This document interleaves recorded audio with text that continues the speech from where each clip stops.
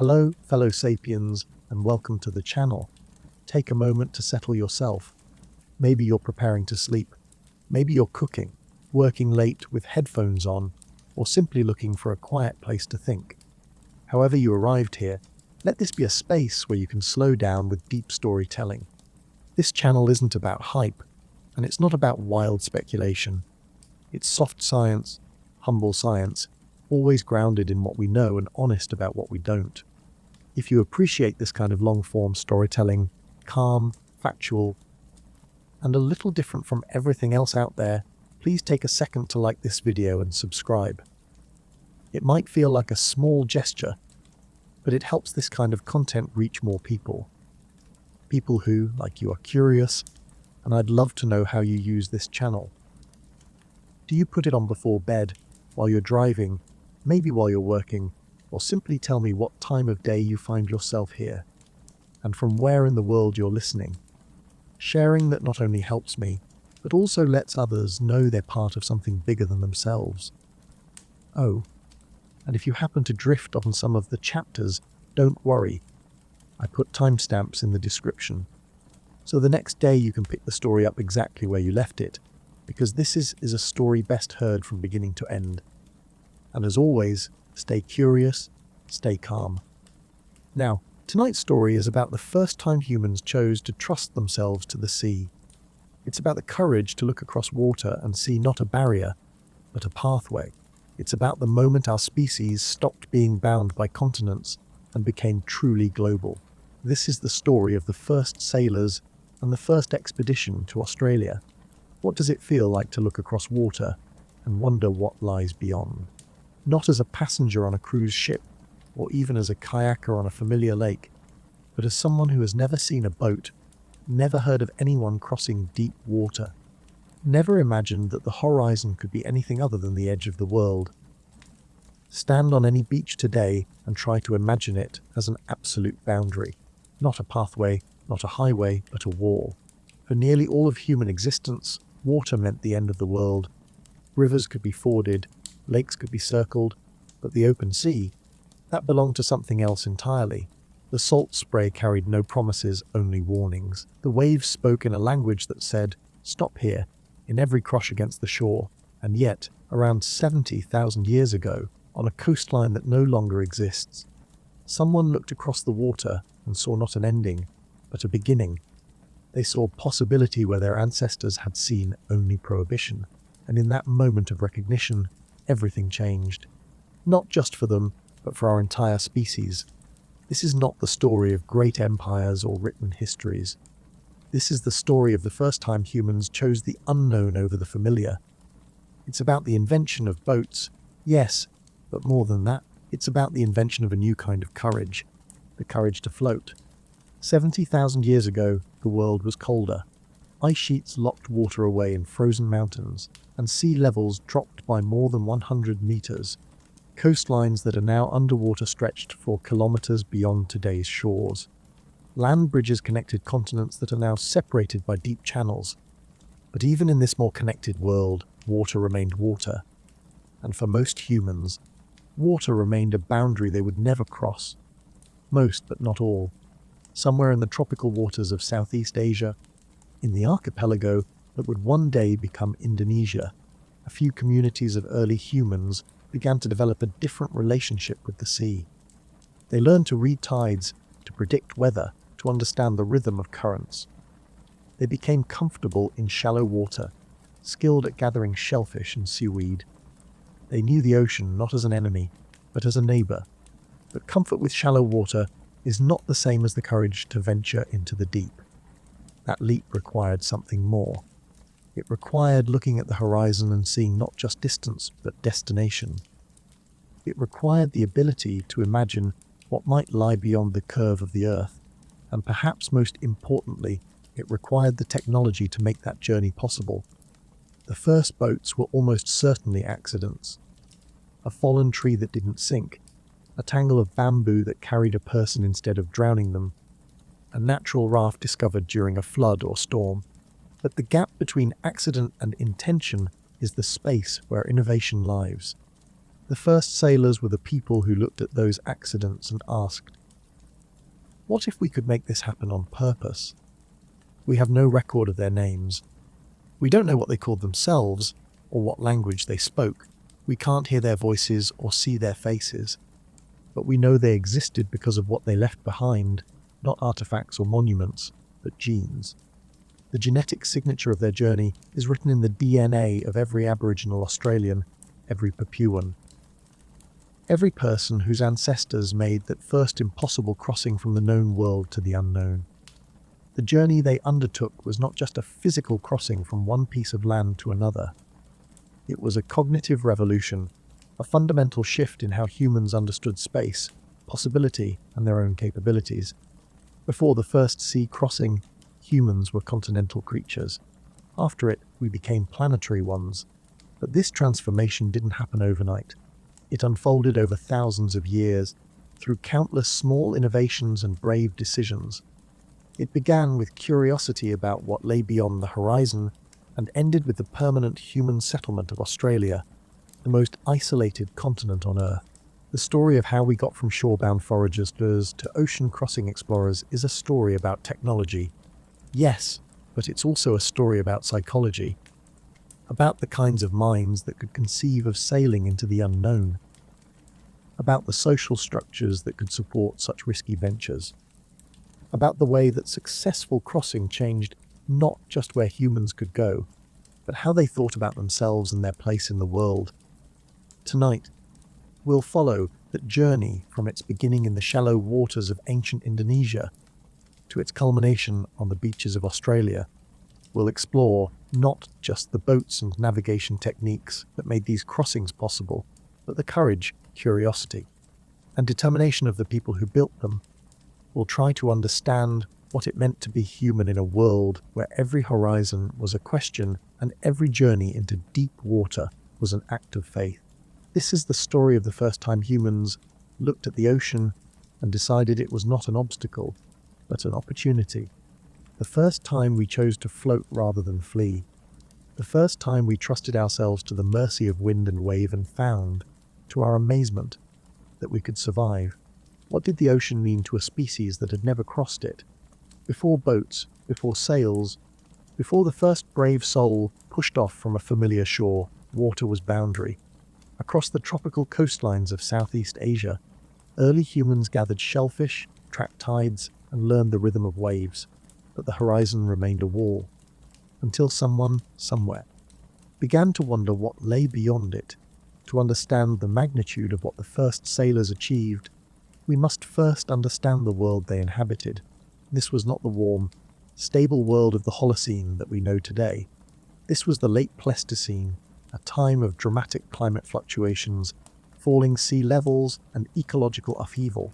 Ice ages came and went like slow, vast breathing, each inhalation locking water away in northern glaciers, each exhalation releasing it back to the sea.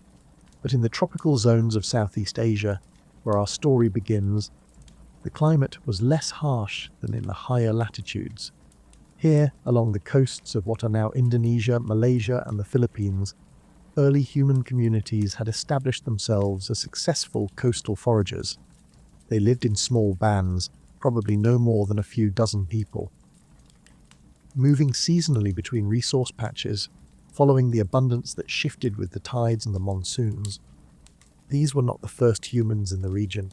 Homo erectus had reached Java nearly 2 million years earlier, island hopping across relatively short water gaps during periods of low sea level. But the humans who would eventually reach Australia were different. They were Homo sapiens, armed with more sophisticated tools, more complex social organization, and most importantly, a more flexible approach to problem solving. Archaeological evidence from this period is frustratingly sparse. Coastal sites from 70,000 years ago are now underwater, drowned by the rising seas of the Holocene. What we know comes from inland sites, from genetic studies, and from careful reconstruction of ancient coastlines. But even this limited evidence tells a remarkable story. The humans living along these ancient shores were already skilled mariners in a limited sense. They knew how to build fish traps, how to predict the movement of fish, how to harvest shellfish efficiently from tidal zones. Sites like those found at Jeremalai in East Timor, though much younger than our story, show the sophisticated maritime technology that would eventually develop from these early beginnings. Shell middens from sites across the region tell us that these coastal peoples had developed a detailed knowledge of marine ecology. They knew which shells were edible and which were poisonous, which fish were seasonal and which were year-round residents, which tides would exploit the richest beds of mollusks. This was not casual exploitation of marine resources, but systematic, sustainable harvesting based on deep ecological knowledge. But knowledge of the shallows is not the same as courage for the deep. For tens of thousands of years, these coastal peoples lived successfully at the edge of the ocean without ever venturing far from shore. The sea was a provider, not a pathway. It offered food, shells for tools, salt for preservation, but it did not offer transport. The horizon remained what it had always been, the edge of the possible world. What changed? Why did some groups eventually develop the technology and courage to venture beyond the sight of land, while others remained content with coastal foraging?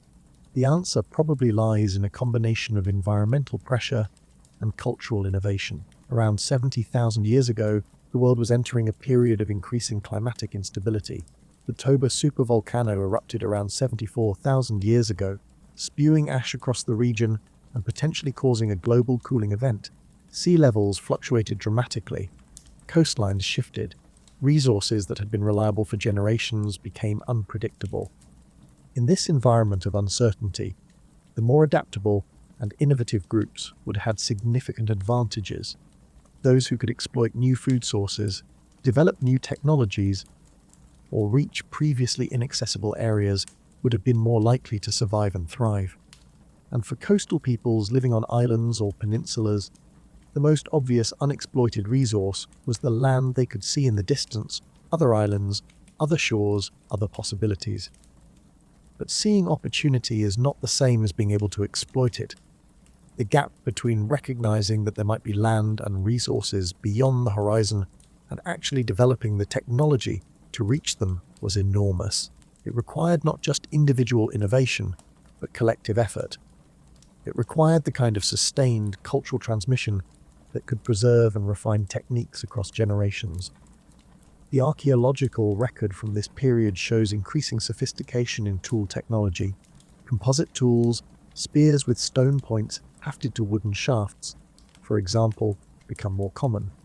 These represent not just technological advancement, but cognitive advancement, the ability to conceive of complex, multi-part solutions to problems. Perhaps most importantly, there's evidence for increasing social complexity. Burial practices become more elaborate. Trade networks extend over longer distances. Art and symbolism become more sophisticated.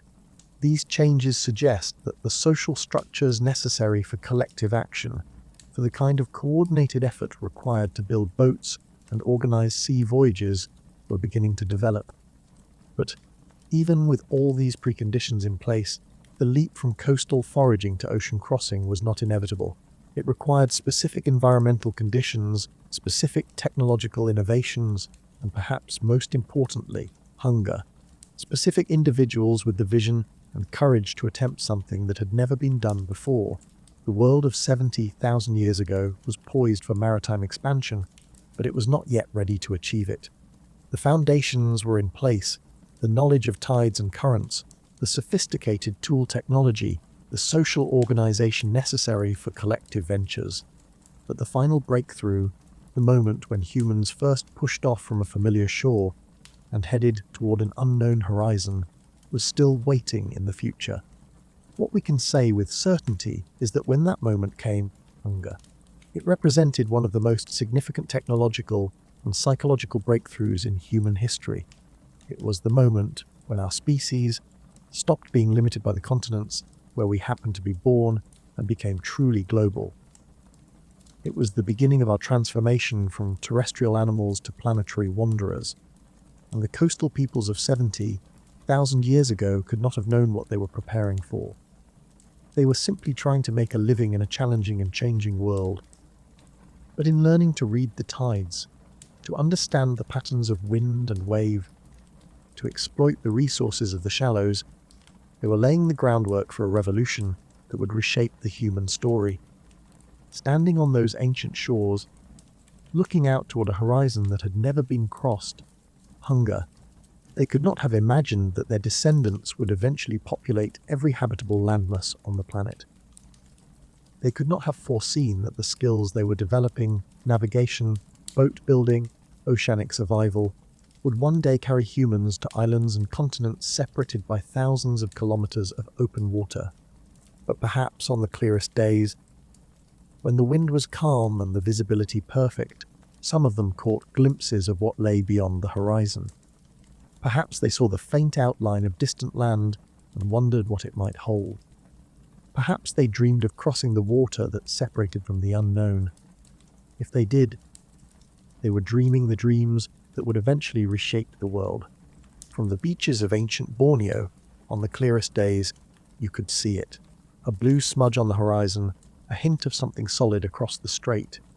Not close enough to swim to, not far enough to ignore. For the coastal peoples living in a world of falling sea levels and changing climates, that distant outline would become an obsession. What started as curiosity became necessity, and necessity became the first sail. Imagine standing on a beach 65,000 years ago, and somewhere along the western coast of what we now call Borneo. The sea level is much lower than today, perhaps 60 meters lower, exposing vast coastal plains that are now underwater. The shoreline stretches far beyond where it reaches in the modern world, and the waters between islands are shallower, narrower, more inviting. But even in this more connected world, water gaps remain. The strait separating Borneo from Sulawesi is still there, still forbidding, still requiring a leap of faith that no human has yet been willing to make.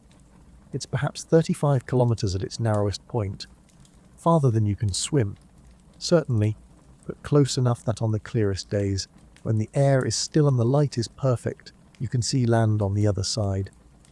For a coastal forager, accustomed to thinking of water as the end of the world, this visibility of distant land must have been both tantalizing and frustrating. Here was proof that the world extended beyond the familiar, that there were shores and forests and potential resources just out of reach. The question was, how do you get there? The peoples living along these shores around 65,000 years ago were already accomplished coastal foragers. They understood the rhythms of the tides, the patterns of fish migration, the seasonal availability of different marine resources.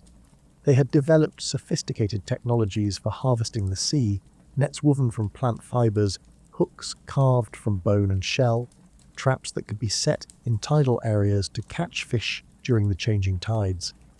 But all of these technologies were designed for working in shallow water, close to shore. They represented an intimate knowledge of the marine environment, but a knowledge limited to the margins, the places where land and sea met, where a person could still touch bottom, where safety was always within reach. The leap from shallow water, foraging to deep water navigation, was not just technological but psychological. It required a fundamental shift in how humans understood their relationship with the ocean. Instead of seeing water as a barrier to be respected and avoided, they had to learn to see it as a medium that could be traversed, a pathway rather than a wall. This shift probably didn't happen all at once. More likely, it developed gradually through a series of small innovations and incremental expansions of marine activity. Perhaps it began with the accidental discovery that certain materials, logs, bamboo rafts, inflated animal skins, could support a person's weight in water. Perhaps it developed from the practice of following fish or sea turtles into slightly deeper water, gradually building confidence in swimming and floating. Archaeological evidence for this transitional period is necessarily sparse. But wooden artifacts rarely survive in tropical environments for tens of thousands of years, and the coastal sites where these innovations would have taken place are now underwater. But we can infer the development of basic watercraft technology from the eventual success of ocean crossings and from ethnographic parallels with modern traditional societies. The simplest boats were probably no more than modified natural rafts, logs lashed together with plant fiber, perhaps with simple paddles for steering. These would have been adequate for short trips in calm water, for reaching fishing grounds a few kilometers from shore, for following schools of fish into slightly deeper water. But seeing distant land changes everything. Once you know there's something out there, once you've glimpsed the possibility of new shores and new resources, the limitations of simple rafts become frustrating rather than merely practical. The challenge shifts from, how do we fish more effectively, to, how do we reach that land on the horizon? This may have been the crucial innovation pressure that drove the development of more sophisticated watercraft. The difference between a raft suitable for coastal fishing and a boat capable of a 35-kilometer ocean crossing is enormous. It's the difference between a tool designed for exploitation of known resources and a vehicle designed for exploration of the unknown. The boats that eventually made these crossings possible were probably still quite simple by modern standards. Archaeological evidence from later periods suggests that early Pacific navigators used outrigger canoes, catamarans, and large sailing rafts.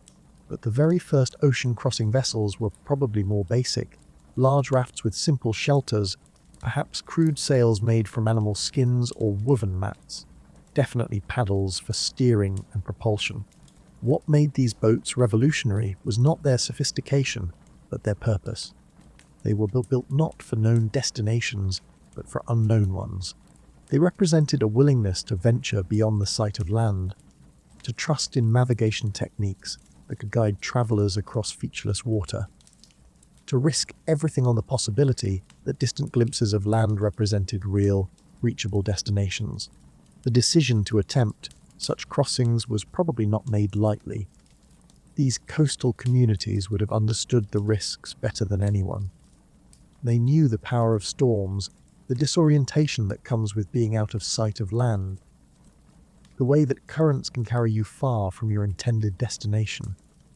They would have known that many attempts would fail, that some voyagers would never return, but they also knew what they could see on the horizon. They knew that the smoke of cooking fires sometimes drifted from the direction of distant land, suggesting that those shores were habitable, perhaps even inhabited.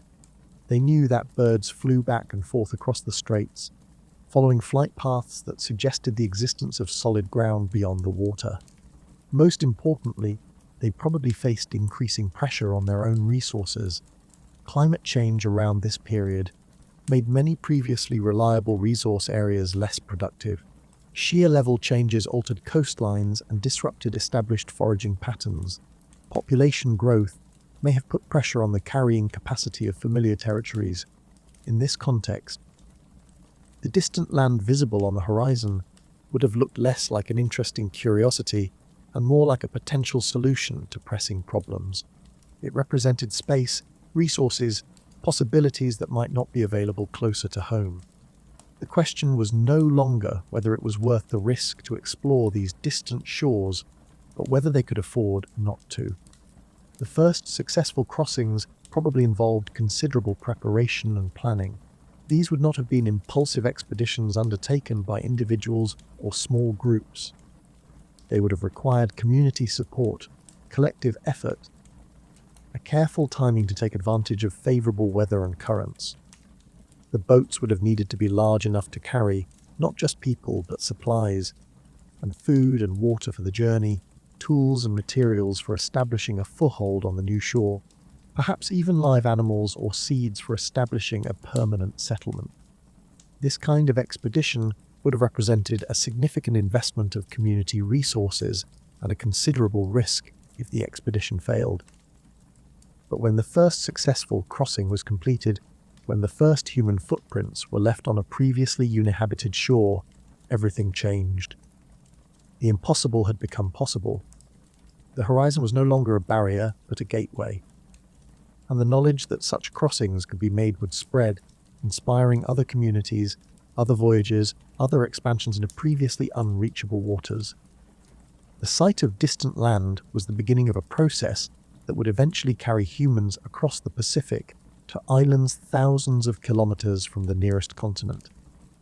It was the spark that ignited the age of oceanic exploration and the human colonization of the most remote places on Earth.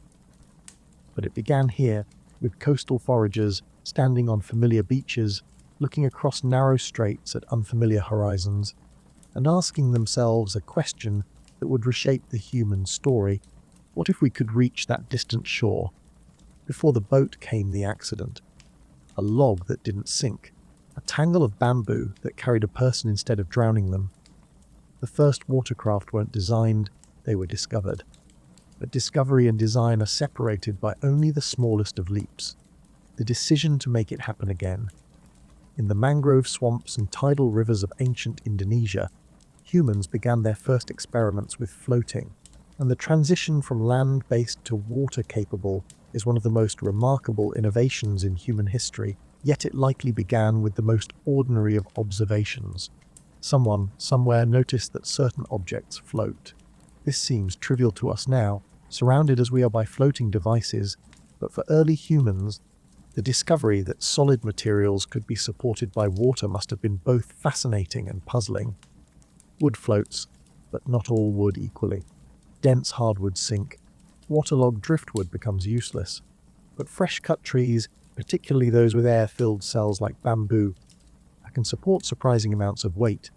The peoples living in the tropical forests of Southeast Asia 60,000 years ago would have had abundant access to bamboo, one of the most useful plants on Earth for anyone interested in building something that floats. Bamboo is hollow, lightweight, strong and naturally buoyant. It grows quickly, reaches youthful size within a few years, and can be harvested sustainably. Perhaps most importantly for our story, it grows in convenient lengths, long enough to support a human body, but not so long as to be unwieldy. A few bamboo poles lashed together from a naturally buoyant platform. But recognizing that bamboo floats is not the same as understanding how to use it for transportation. That required experimentation, trial and error, and probably not a few uncomfortable dunkings in the river. The first rafts were probably crude affairs, a few logs or bamboo poles tied together with vines or plant fiber, with no thought for steering, comfort, or seaworthiness. The breakthrough likely came through gradual refinement based on practical experience. Early raft builders would have quickly discovered that some configurations work better than others. Longer logs provide more stability. Thicker logs provide more buoyancy. Lashing materials matter. Some plant fibers hold better when wet. Others come apart in water. The positioning of the lashings affects how the raft flexes in waves. These lessons would have been learned slowly, sometimes painfully, through countless small experiments. A raft that works perfectly in calm water might fall apart in the chop near a river mouth. A lashing technique that seems secure on dry land might loosen fatally when everything gets wet and starts swelling. But the critical insight that transformed floating logs into transportation was probably the discovery that rafts could be controlled.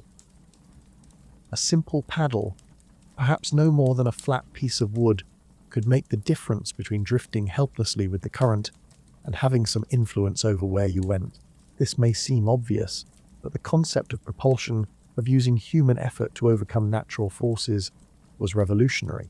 Archaeological evidence for these early watercraft is necessarily limited. Wood and plant fiber don't survive well in tropical environments, and the coastal sites where these innovations took place are now underwater.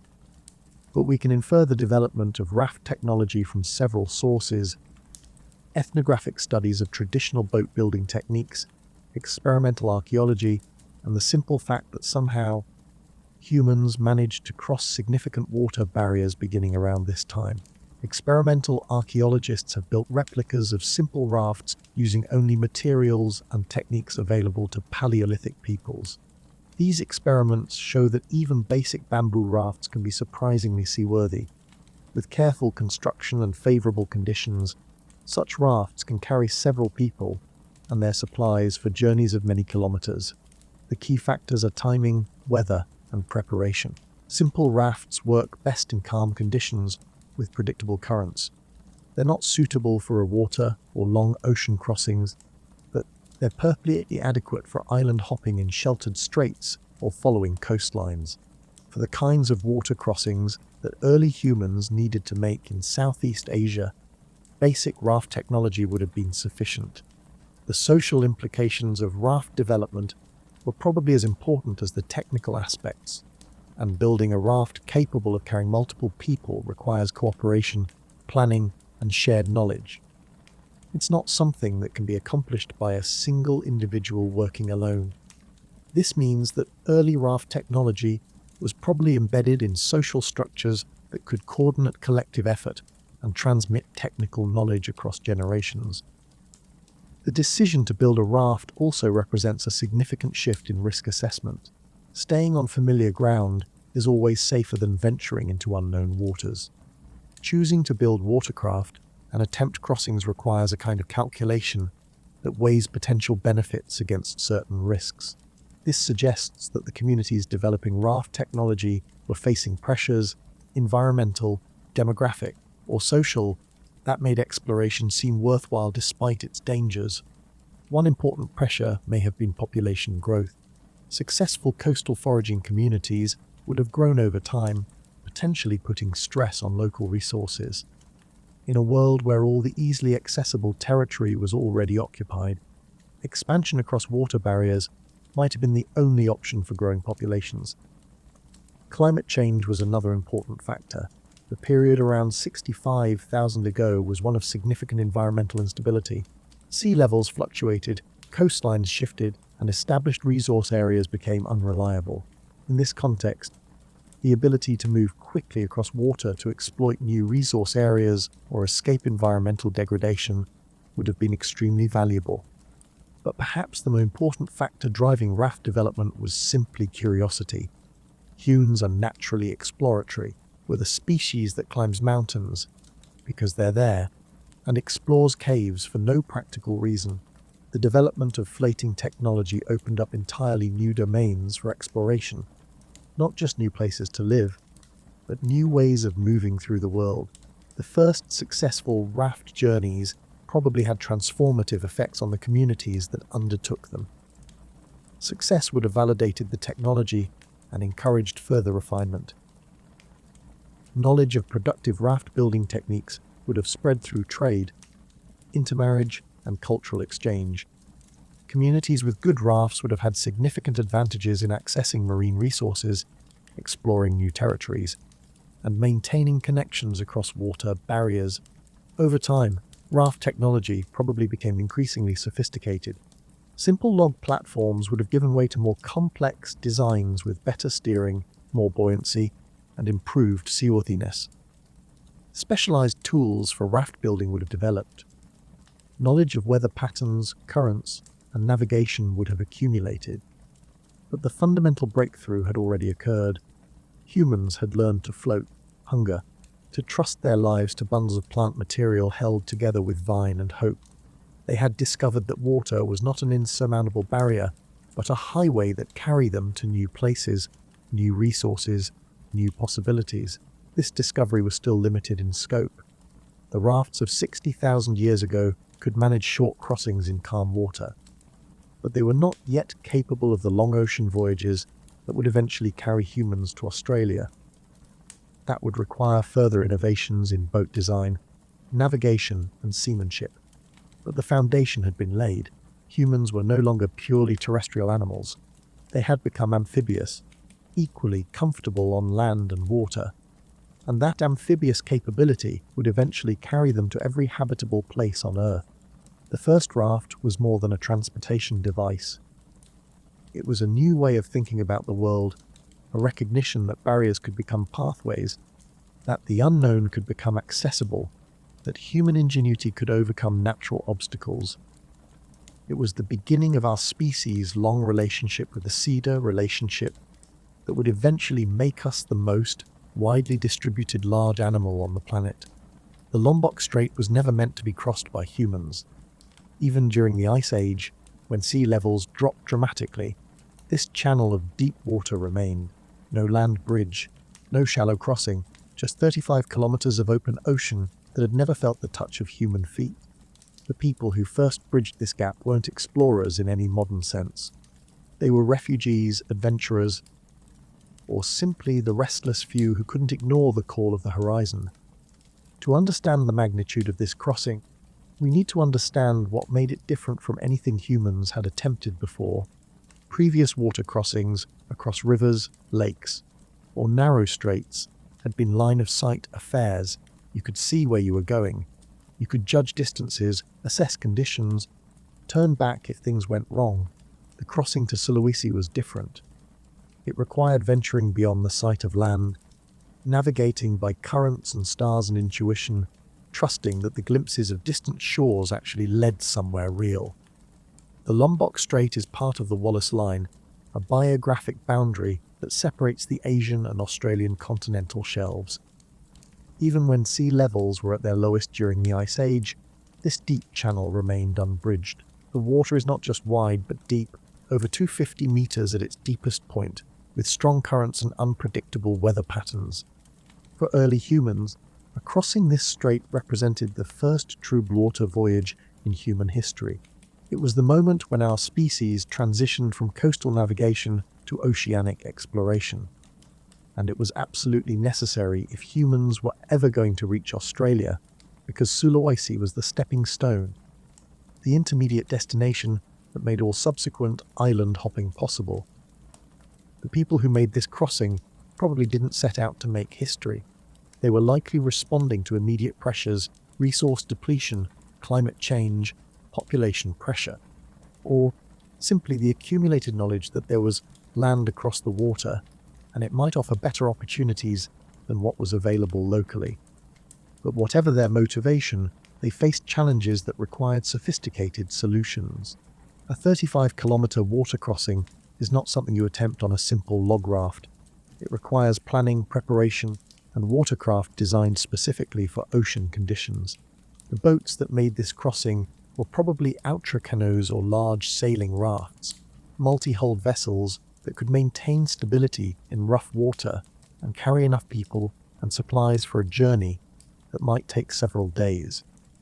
These were not simple craft that could be built overnight. They represented accumulated generations of boat-building knowledge and maritime experience. And building an ocean-capable boat requires specialized materials. The hulls need to be watertight, which means understanding how to seal joints and select appropriate wood. The lashings need to hold under stress, which means knowledge of rope making and binding techniques. Paddles need to be designed for efficiency and durability. Sails, if used, need to be woven from appropriate fibers and rigged for ocean conditions. All of this knowledge had to be developed through experimentation and refined through practice. The first ocean-capable boats were probably preceded by many simpler versions that worked well in protected waters, but failed when exposed to ocean swells and wind. Each failure would have provided lessons that led to improvements in design and construction. The timing of these crossings was probably crucial. Ocean conditions in the Indonesian archipelago are highly seasonal, influenced by monsoon patterns that bring predictable changes in wind direction and weather. Experienced mariners would have learned to time their voyages to take advantage of favorable conditions, periods of calm seas, steady winds, and good visibility. But even with good timing and well-built boats, ocean crossings remained dangerous. The currents in the Lombok Strait are complex and changeable. Weather can deteriorate rapidly. Navigation errors can lead voyagers far from their intended destination. Many attempted crossings probably failed, with entire crews lost at sea. The successful crossings probably involved considerable preparation beyond just boat construction. The crews would have needed to carry food and water for several days at sea. They would have needed navigation aids, perhaps simple charts made from sticks and shells, certainly knowledge of stellar navigation and current patterns. They would have needed backup plans for emergency situations, what to do if the wind died, if they were blown off course, if the boat was damaged. Most importantly, they needed courage. The kind of courage that allows you to paddle beyond the sight of land, to trust your life to a wooden craft and your navigation skills, to venture into waters that no human had ever crossed. This was not the casual bravery of a hunting expedition or the calculated risk of exploring a new valley. This was the fundamental courage of the pioneer, the willingness to attempt something unprecedented because the potential rewards justified the certain dangers. Archaeological evidence for these early crossings is necessarily indirect. The boats themselves have not survived, and the coastal sites where they would have been launched are now underwater. But we know the crossings happened because of what came after. Human settlements on Sulawesi dating to around 55,000 years ago, with stone tool technologies that clearly derive from earlier traditions in Western Indonesia. The genetic evidence is even more compelling. Studies of modern populations show that the human colonization of the eastern Indonesian islands began around this time, with founder populations that were small but genetically diverse enough to establish successful breeding populations. This suggests that the crossings were not one-time events, but part of a sustained pattern of exploration and settlement. The stone tools found at early Sulawesi sites show clear continuities with earlier Indonesian traditions, but also innovations that reflect adaptation to new environments. The raw materials are different, local stones, rather than the materials that were available in Western Indonesia. The tool forms show subtle modifications that reflect new functions or new ways of working familiar materials. These technological adaptations tell us something important about the people who made these crossings. They were not just bold enough to attempt dangerous voyages, they were adaptable enough to succeed in unfamiliar environments. They could assess new resources, modify familiar techniques, and establish viable settlements in places that were completely different from their ancestral homes. The implications of successful crossings to Sulawesi extended far beyond the immediate achievement. These voyages proved that deep water crossings were possible. They demonstrated that skilled mariners could navigate across open ocean and establish themselves on previously uninhabited islands. They showed that the water barriers that had previously limited human expansion could be overcome with appropriate technology and sufficient determination. Perhaps most importantly, these crossings established a precedent. Once one group had successfully crossed to Sulawesi, others would follow. Knowledge of the route, the navigation techniques, and the boat-building methods would spread. The crossing would become routine rather than revolutionary, a known possibility rather than an impossible dream. This process of normalization is crucial to understanding how oceanic exploration developed. The first crossing was an extraordinary achievement that required exceptional courage and skill, but subsequent crossings became increasingly ordinary as the techniques were perfected and the knowledge was transmitted. What began as a heroic leap into the unknown became a practical transportation method. The success of these early crossings also changed how humans thought about geography and possibility. Before the first crossing to Sulawesi, water had been a barrier that defined the limits of the possible world. After successful crossings, water became a highway that connected different parts of an expanded world. Islands were no longer isolated refuges, but connected nodes in a maritime network. This conceptual shift was probably as important as the technological innovations that made crossings possible. It required humans to develop new mental models of space and distance, new ways of thinking about travel and exploration. The world was no longer divided into separate, isolated landmasses, but connected through waterways that could be navigated by those with the appropriate skills and equipment. The crossing to Sulawesi was also the first step in a process that would eventually carry humans to Australia. Each successful crossing provided lessons that could be applied to longer, more challenging voyages. Each settlement on a new island became a base for further exploration.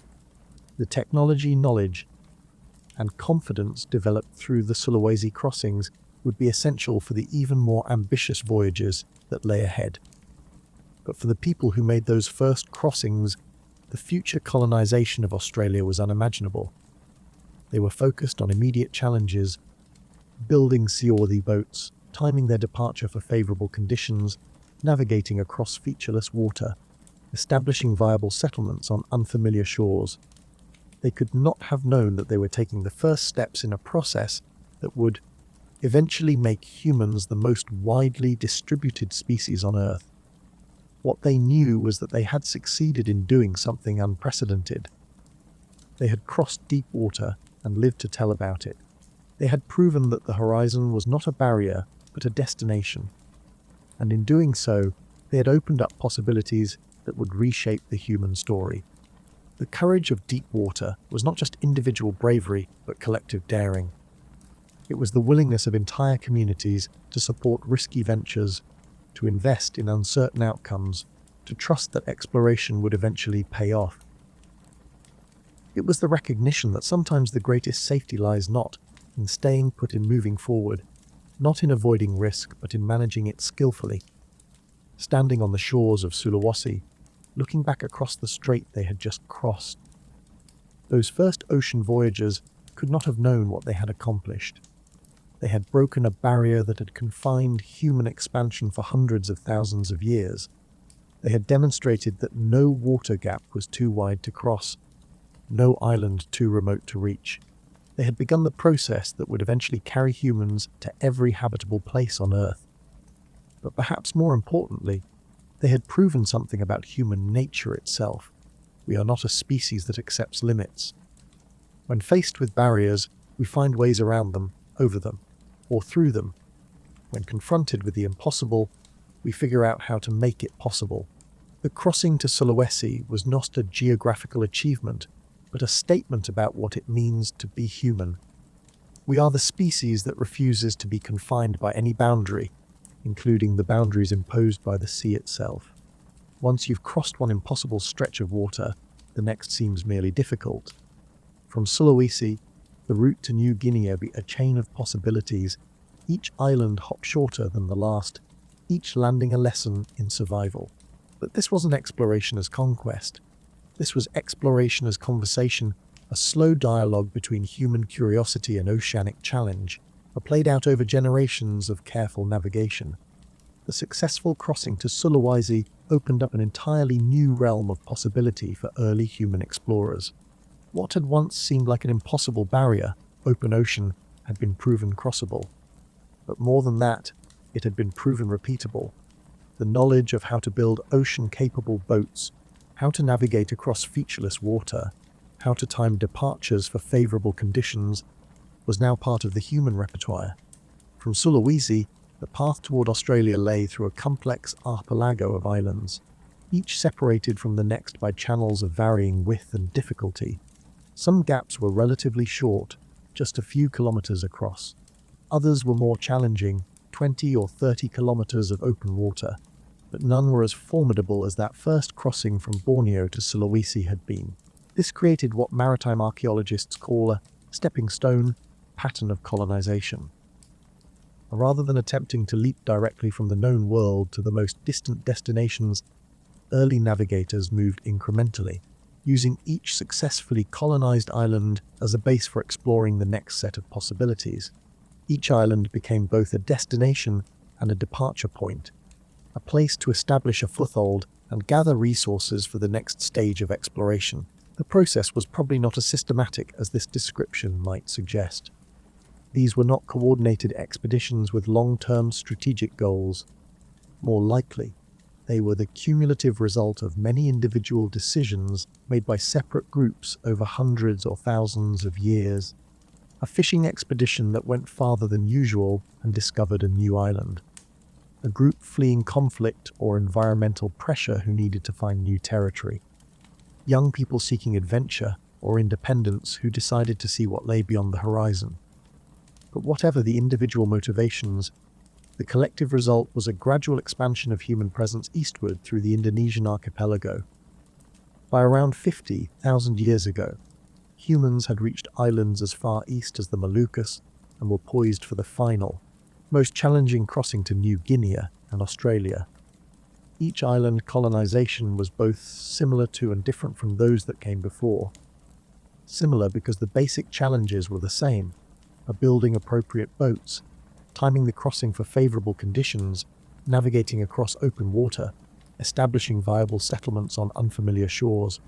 Different because each island presented unique environmental conditions, resource availability, and settlement challenges.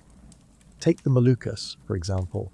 These islands were smaller than Sulawesi, with more limited freshwater resources and different flora and fauna. The early settlers had to adapt their subsistence strategies to exploit marine resources more intensively and develop new techniques for dealing with limited terrestrial resources. They had to learn to identify new food plants, new materials for tool making, new sources of fresh water. Archaeological evidence from early Maluku sites shows both continuity and innovation in stone tool technology.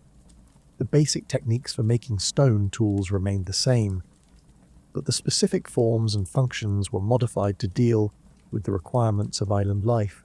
More emphasis was placed on tools for marine exploitation, fish hooks, harpoon points, specialized scrapers for processing sea turtle and shellfish. The boat technology also continued to evolve.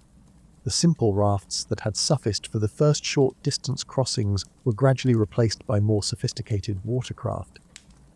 By this period, early Pacific navigators were probably using outrigger canoes, single-hulled vessels with lateral support floats that provided stability in rough water while remaining light enough for easy handling.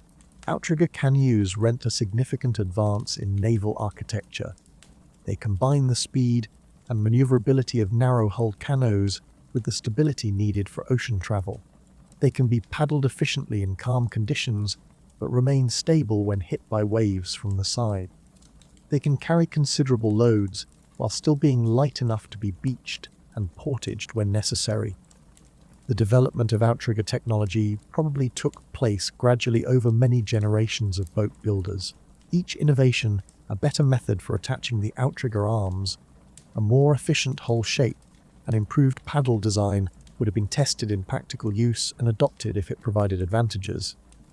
Over time, these incremental improvements would have produced watercraft that were far superior to the simple rafts used for the earliest crossings. Navigation techniques also became more sophisticated as the distances between islands increased and the consequences of navigation errors became more severe. Early navigators probably relied primarily on visual cues, the flight patterns of seabirds, the colors of water indicating shallow areas or coral reefs, the shapes of clouds that might indicate land below the horizon. But as voyages became longer and more complex, more sophisticated navigation methods would have been needed. Stellar navigation, using the positions of stars to determine direction and approximate location, was probably developed during this period. Simple instruments for measuring the height of stars above the horizon might have been created. Mental maps encoding current patterns, seasonal wind changes, and the locations of various islands would have been memorized and passed down through generations of navigators. The social organization required for these island-hopping voyages was probably more complex than what had been needed for the earlier, shorter crossings. Longer voyages required larger crews, more supplies, and more sophisticated planning. They probably involved multiple families or kinship groups rather than just individual adventurers. The success of such voyages would have required cooperation, shared decision-making, and mechanisms for resolving conflicts that might arise during long periods at sea. The establishment of viable settlements on newly colonized islands also required social coordination. New arrivals would have needed to quickly assess the resources available on each island, allocate territory among different groups, and establish the social structures necessary for long-term survival.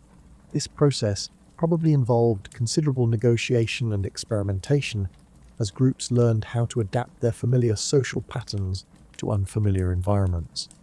One of the most remarkable aspects of this island hopping process is how quickly it progressed once it began. The time between the first crossing to Sulawesi and the arrival of humans in the vicinity of New Guinea was probably no more than 5,000 to 10 years, a very short period in archaeological terms. This suggests that once the basic techniques of ocean navigation were mastered, the expansion proceeded quite rapidly. The speed of expansion also suggests that the motivation for continued exploration remained strong throughout this period. Groups were not settling permanently on the first available island and abandoning further exploration. Instead, they were treating each island as a temporary base for continued exploration, a pattern that would eventually carry humans across the entire Pacific. But the rapid expansion also created new challenges. As humans spread across the archipelago, they began to encounter environmental limits that hadn't been relevant on larger landmasses. Small islands have limited carrying capacity. They can support only small populations before resources become scarce. They are vulnerable to environmental catastrophes, volcanic eruptions, tsunamis, severe storms that can devastate entire populations. These constraints probably led to the development of inter-island networks that could provide mutual support during difficult periods. Islands that were experiencing resource shortages could receive assistance from islands that were doing well. Knowledge of new technologies, new resource areas, or new navigation routes could be shared across the network.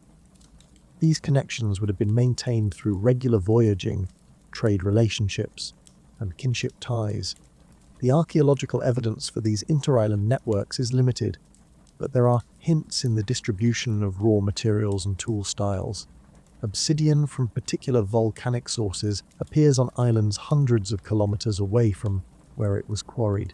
Similar pottery styles appear on islands that are widely separated geographically. These patterns suggest that there was regular contact and exchange between different island communities. By around 50,000 years ago, this process of island hopping exploration had brought humans to the eastern edge of the Indonesian archipelago. They had colonized islands throughout the region and developed the maritime technologies and social organizations necessary for long-distance ocean travel. They had established trade networks and cultural connections that spanned hundreds of kilometers of open water. Most importantly, they had gained the confidence and experience necessary for the most ambitious voyage yet attempted, the crossing to New Guinea and Australia. This would be the longest open water crossing yet undertaken, requiring navigation across more than 80 kilometers of open ocean with no intermediate stepping stones. It would require boats large enough to carry founder populations, supplies sufficient for establishing permanent settlements, and navigation skills precise enough to find relatively small targets across vast expanses of water. But the foundations for this achievement had been laid through thousands of years of gradual expansion and incremental innovation. The art of ocean stepping had taught early Pacific navigators everything they needed to know about building boats, reading currents, predicting weather, and establishing settlements in unfamiliar environments. The only question that remained was whether they would have the courage and skill to attempt the longest leap of all. The Torres Strait was the final test. Even at its narrowest, it demanded more than hope and driftwood. It required planning, skill, and boats capable of carrying not just people, but the seeds of a new life. When the first humans set foot on Australian sand, they weren't just crossing water, they were crossing into a world unlike anything their species had ever encountered. By 50,000 years ago, early human navigators had reached the eastern edges of the Indonesian archipelago. They had successfully colonized dozens of islands, developed sophisticated boat building and navigation techniques, and established the social organizations necessary for long-distance maritime exploration. But ahead of them lay the most challenging crossing yet attempted, the voyage to New Guinea and Australia. During the Ice Age, when sea levels were much lower than today, New Guinea and Australia were connected as a single landmass called Sahol.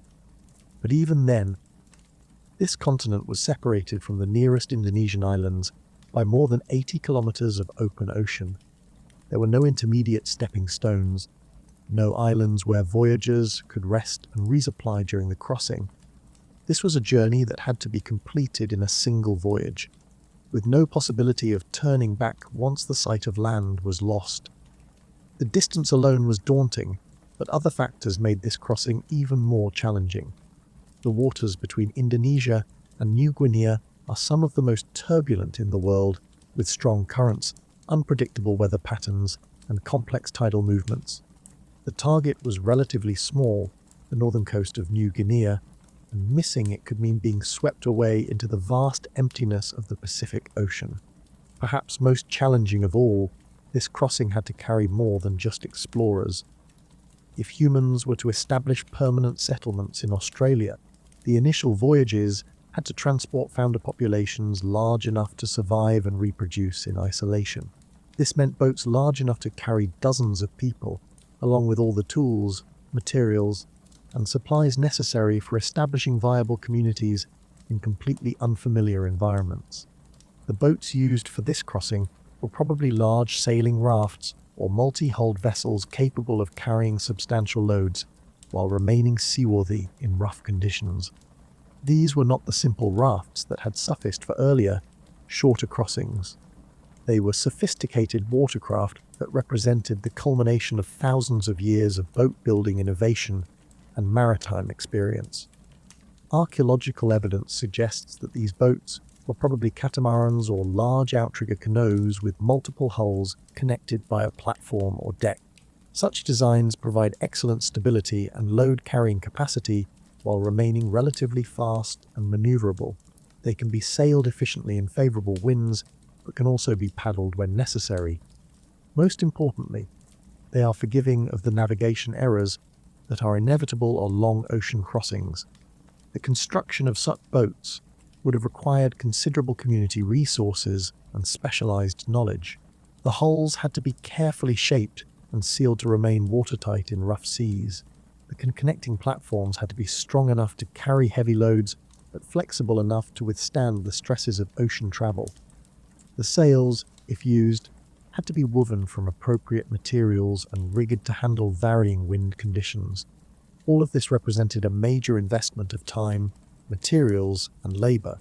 Building ocean-capable boats was not something that could be undertaken casually or by individuals working alone. It required community support, collective effort, and access to specialized knowledge that had been accumulated over many generations of maritime experience. The decision to attempt such crossings was probably not made lightly. The communities contemplating these voyages would have understood the risks better than anyone. They knew that many attempts would fail, that entire groups might be lost at sea, that even successful crossings might lead to settlements that couldn't survive in the long term. But they also had compelling reasons to attempt these dangerous voyages. Population pressure on the Indonesian islands may have made expansion necessary. Climate change may have made familiar territories less habitable, and the simple human drive to explore, to see what lay beyond the horizon, may have made the attempt seem irresistible despite its dangers. The preparation for these crossings probably took months or even years. In addition to building appropriate boats, the voyagers had to accumulate supplies for the journey and for establishing settlements in unknown territories. They needed food and water for several days at sea. They needed tools for hunting, gathering, and building shelters. They needed materials for making new tools once their initial supplies were exhausted. Perhaps most importantly, they needed people with the right combination of skills for surviving in unfamiliar environments. The crews probably included experienced navigators, skilled boat handlers, expert hunters and gatherers, tool makers and healers. These were not random groups of adventurers, but carefully selected teams with complementary abilities. The timing of these crossings was crucial. Ocean conditions in the region are highly seasonal, influenced by monsoon patterns that bring predictable changes in wind direction, weather, and current patterns. Experienced navigators would learn to time their departures to take advantage of favorable conditions, periods of steady winds, calm seas, and good visibility. But even with careful timing and thorough preparation, these crossings remained extraordinarily dangerous. Navigation errors could lead voyagers far from their intended destination. Equipment failures could leave boats disabled in the middle of the ocean. Storms could arise with little warning and overwhelm even well-built vessels. The successful crossings probably represented a combination of skill, preparation, and considerable luck, but when they succeeded, the results were transformative. For the first time in Earth's history, humans had reached the Australian continent. They had crossed the final water barrier that had kept this landmass isolated from the rest of the world for millions of years. The first human footprints on Australian shores represented more than just a successful voyage. They marked the beginning of a new chapter in human evolution, the establishment of the first human populations to develop in complete isolation from the rest of the species. These founder populations would evolve culturally and to some extent physically in isolation for tens of thousands of years, developing unique adaptations to one of the world's most challenging environments. Archaeological evidence for the earliest human presence in Australia is still being refined, but most estimates place the first arrivals at around 50,000 to 45,000 years ago. The earliest sites show clear evidence of sophisticated tool technologies, controlled use of fire, and successful exploitation of a wide range of Australian resources. But perhaps most remarkably, the archaeological evidence suggests that human colonization of Australia was not a single event, but a sustained process. Multiple crossings brought different groups to different parts of the continent. These early arrivals quickly spread throughout Australia, reaching sites as far south as Tasmania within a few thousand years of the initial colonization. This rapid expansion suggests that the crossing to Australia was not just a lucky accident, but a repeatable achievement. Hunger. The navigational knowledge and boat-building techniques that made the first crossings possible were preserved and transmitted, allowing subsequent groups to follow the same routes and establish their own settlements on the continent. The success of these crossings also had implications that extended far beyond Australia itself. Hunger. The knowledge that such long ocean crossings were possible would have encouraged further exploration of the Pacific. The techniques developed for these voyages would eventually carry humans to islands throughout the Pacific Ocean, from the Solomons and Vanuatu to Hawaii, Easter Island, and New Zealand.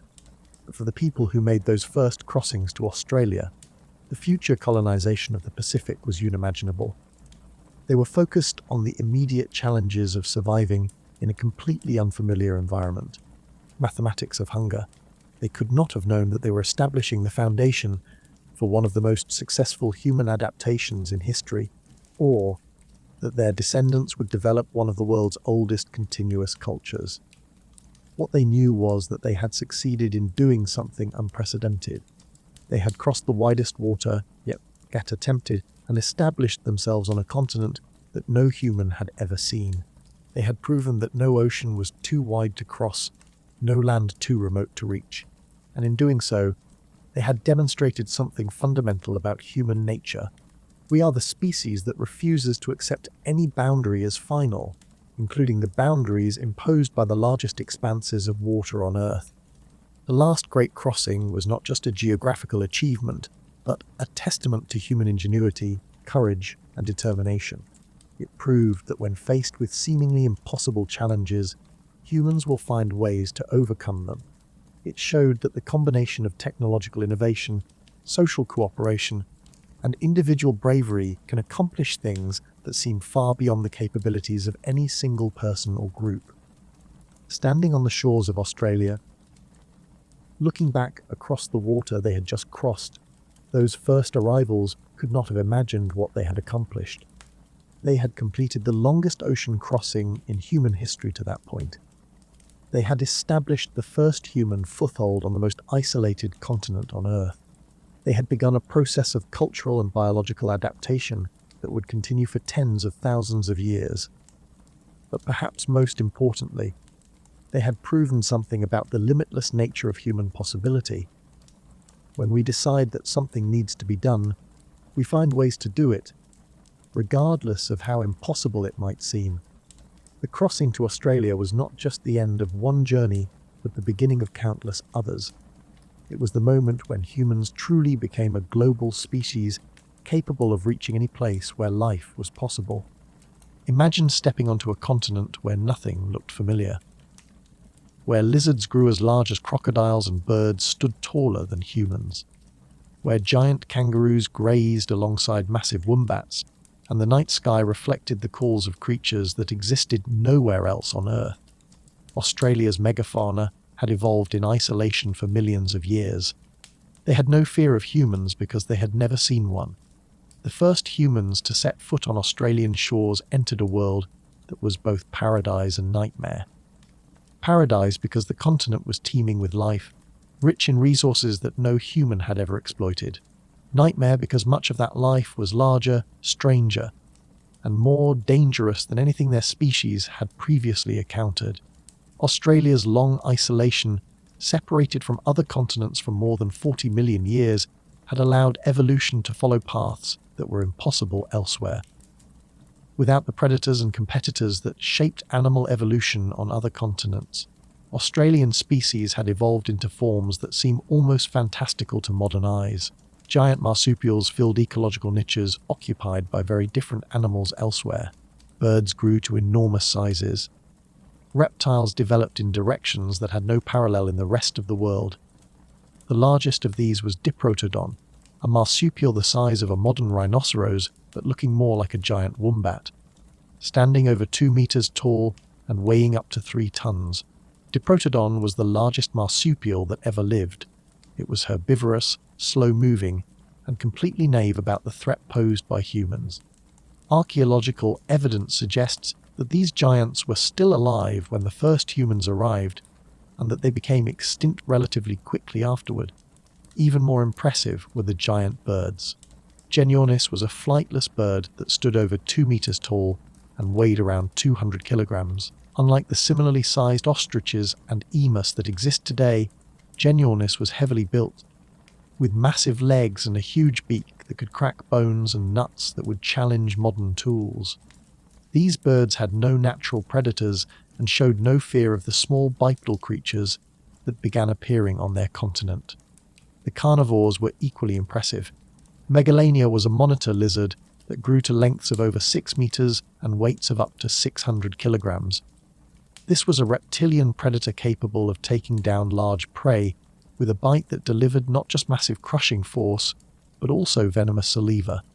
For humans accustomed to avoiding relatively small predators like leopards and lions, encountering a reptile the size of a crocodile that could chase them on land must have been terrifying. The marsupial lion, Thylacoleo, was another ex-predator unlike anything humans had encountered elsewhere. Despite its name, it was not closely related to true lions, but was a marsupial that had evolved to fill the large carnivore niche. It had massive slicing teeth, powerful forelimbs with retractable claws, and probably hunted by ambush trees or rocky outcrops. At around 100 kilograms, it was smaller than Megalania, but potentially more dangerous because of its intelligence and agility. But it wasn't just the giants that made Australia strange. The continent was filled with smaller animals that followed evolutionary rules that seemed to contradict everything humans might have expected. There were carnivorous kangaroos, giant echidnas, massive snakes, and crocodiles that lived far from water. There were birds that couldn't fly but could run faster than any human, and others that built mounds of vegetation larger than houses. The plant life was equally alien. Most of Australia's trees and shrubs belonged to families that were rare or absent on other continents. The dominant trees were eucalyptus, with their distinctive aromatic oils and papery bark. These trees had evolved to survive in poor soils and variable rainfall, but they were also highly flammable. Fire was a regular part of the Australian landscape, with some plant species actually requiring fire to reproduce. For the first human arrivals, this presented both opportunities and challenges. On the positive side, Australia was rich in resources that no other humans had ever exploited. The megafauna represented enormous quantities of meat. A single Diprotodon could feed a band of humans for weeks. The diverse bird life provided eggs, feathers, and meat. The coastlines were rich in shellfish, fish, and marine mammals that had never learned to fear human hunters. But exploiting these resources required developing entirely new hunting strategies and tool technologies. The weapons that had been effective against African or Asian game were not necessarily adequate for Australian megafauna. Spearing a giant wombat required different techniques than hunting deer or antelope. Avoiding predators like Megalania required different strategies than avoiding lions or tigers. The first Australians probably learned through trial and error, experience, and probably not a few dangerous encounters. Some early hunting expeditions probably adly when humans encountered predators or prey that didn't behave as expected. But over time, Successful strategies would have been developed and transmitted through the growing population. Fire probably played a crucial role in these adaptations. Aboriginal Australians developed sophisticated fire management techniques that allowed them to modify entire landscapes to their advantage. By burning selectively at different times of year, they could encourage the growth of useful plants, create clearings that made hunting easier, and reduce the fire load to prevent catastrophic wildfires. But fire management also had unintended consequences for Australia's megafauna. Many of the giant herbivores were adapted to dense forests and woodlands. As humans modified the landscape through fire, these habitats were reduced and fragmented. Animals that had thrived in dense vegetation found themselves increasingly confined to smaller and smaller refuges. The psychological impact of encountering Australia's megafauna must have been enormous. These were humans who had successfully adapted to challenging environments throughout Africa and Asia, but Australia presented challenges unlike anything their species had previously faced. The sheer size and strangeness of Australian animals would have required fundamental changes in how humans thought about hunting, predator avoidance, and resource exploitation. Archaeological evidence from early Australian sites shows rapid innovation in tool technology. Stone tools became more diverse and specialized. Composite weapons, spears with multiple components, became more common. New types of hunting implements appeared, designed for the specific challenges of Australian conditions. But perhaps the most important adaptation was psychological. The first Australians had to learn to see opportunity where their instincts might have suggested only danger, hunger. They had to develop the confidence to hunt animals that were larger than anything their ancestors had attempted. They had to learn to navigate landscapes where the normal rules of predator and prey relationships didn't necessarily apply. This psychological adaptation probably took generations to complete. The earliest Australian populations were probably cautious, conservative in their hunting strategies, relying heavily on smaller game and marine resources while they learned how to deal with the giants. But over time, as knowledge accumulated and techniques were refined, humans became increasingly bold in their exploitation of megafaunal resources. The abundance of Australia also probably influenced human social organization in ways that would have long-term consequences. In most environments, human populations are limited by resource scarcity, but early Australia was so rich in unexploited resources that different constraints probably applied. Population growth may have been limited more by the carrying capacity of the technology available to exploit megafaunal resources than by the absolute availability of those resources. This abundance may have allowed early Australian populations to develop social structures and cultural practices that would have been impossible in more resource-constrained environments. Art, ceremony, and complex social relationships could flourish when basic survival was relatively secure. The elaborate cultural traditions that characterize Aboriginal Australian societies may have roots in this early period of megafaunal abundance. But the land of giants was not destined to last. The arrival of humans marked the beginning of the end for most of Australia's megafauna. Within a few thousand years of human colonization, most of the largest species would be extinct. Whether this was due to direct hunting pressure, habitat modification through fire management, or some combination of factors remains debated. But the correlation between human arrival and megafaunal extinction is too clear to ignore. The encounter between humans and Australia's megafauna represents one of the most dramatic ecological transformations in Earth's history. For millions of years, this continent had supported ecosystems dominated by giant marsupials, birds, and reptiles. Within a few millennia of human arrival, those ecosystems were gone forever, replaced by landscapes dominated by smaller species more familiar to human experience. But in those first few thousand years, before the giants vanished, Australia was a land unlike any other. It was a place where humans had to relearn everything they thought they knew about survival, hunting, and their place in the natural world. It was a laboratory for human adaptability, a test of whether our species could succeed in environments that challenged every assumption we had developed about how the world worked. The humans who passed that test, who learned to thrive in the land of giants, established the foundation for one of the world's oldest continuous cultures. Their descendants would develop technologies, art forms, and social institutions that would persist for tens of thousands of years. But it all began with that first moment of contact, when human footprints appeared alongside the tracks of giants, and both species began to change in response to each other's presence. It happened slowly, then all at once. Within a few thousand years of human arrival, Australia's giants began to disappear, not from disease, not from climate change, but from something more subtle and more devastating, and the presence of a new kind of predator, one that used fire, tools, and coordination.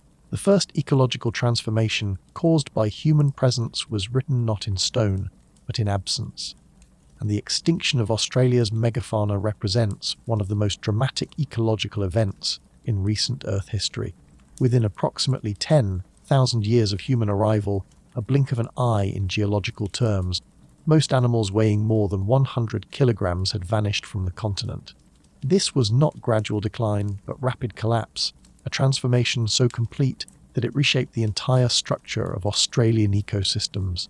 To understand the magnitude of this change, consider what was lost. Diprotodon, the giant wombat-like marsupial that had been the largest herbivore on the continent for millions of years, disappeared entirely. The massive short-faced kangaroos that had grazed the plains vanished. The giant echidnas, the oversized koalas, the enormous flightless birds, all gone. Even many smaller species disappeared, caught up in the ecological disruption that followed the loss of the giants. The timing of these extinctions coincides almost perfectly with the arrival and spread of human populations across Australia. Radiocarbon dating shows that most megafaunal species were still present when humans first arrived but disappeared by around 35,000 years ago. In some regions, the extinctions seem to have occurred even more rapidly, with megafaunal species disappearing within just a few centuries of first human contact. This timing suggests a causal relationship, but the exact mechanisms remain debated. Direct hunting was certainly a factor. Archaeological sites from this period show clear evidence that we're hunting megafaunal species. Bones from giant kangaroos, large birds, and other megafauna appear in early human sites, often with cut marks and evidence of systematic butchery.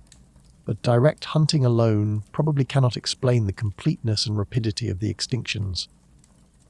Many of the extinct species were large enough that hunting them would have been dangerous and difficult.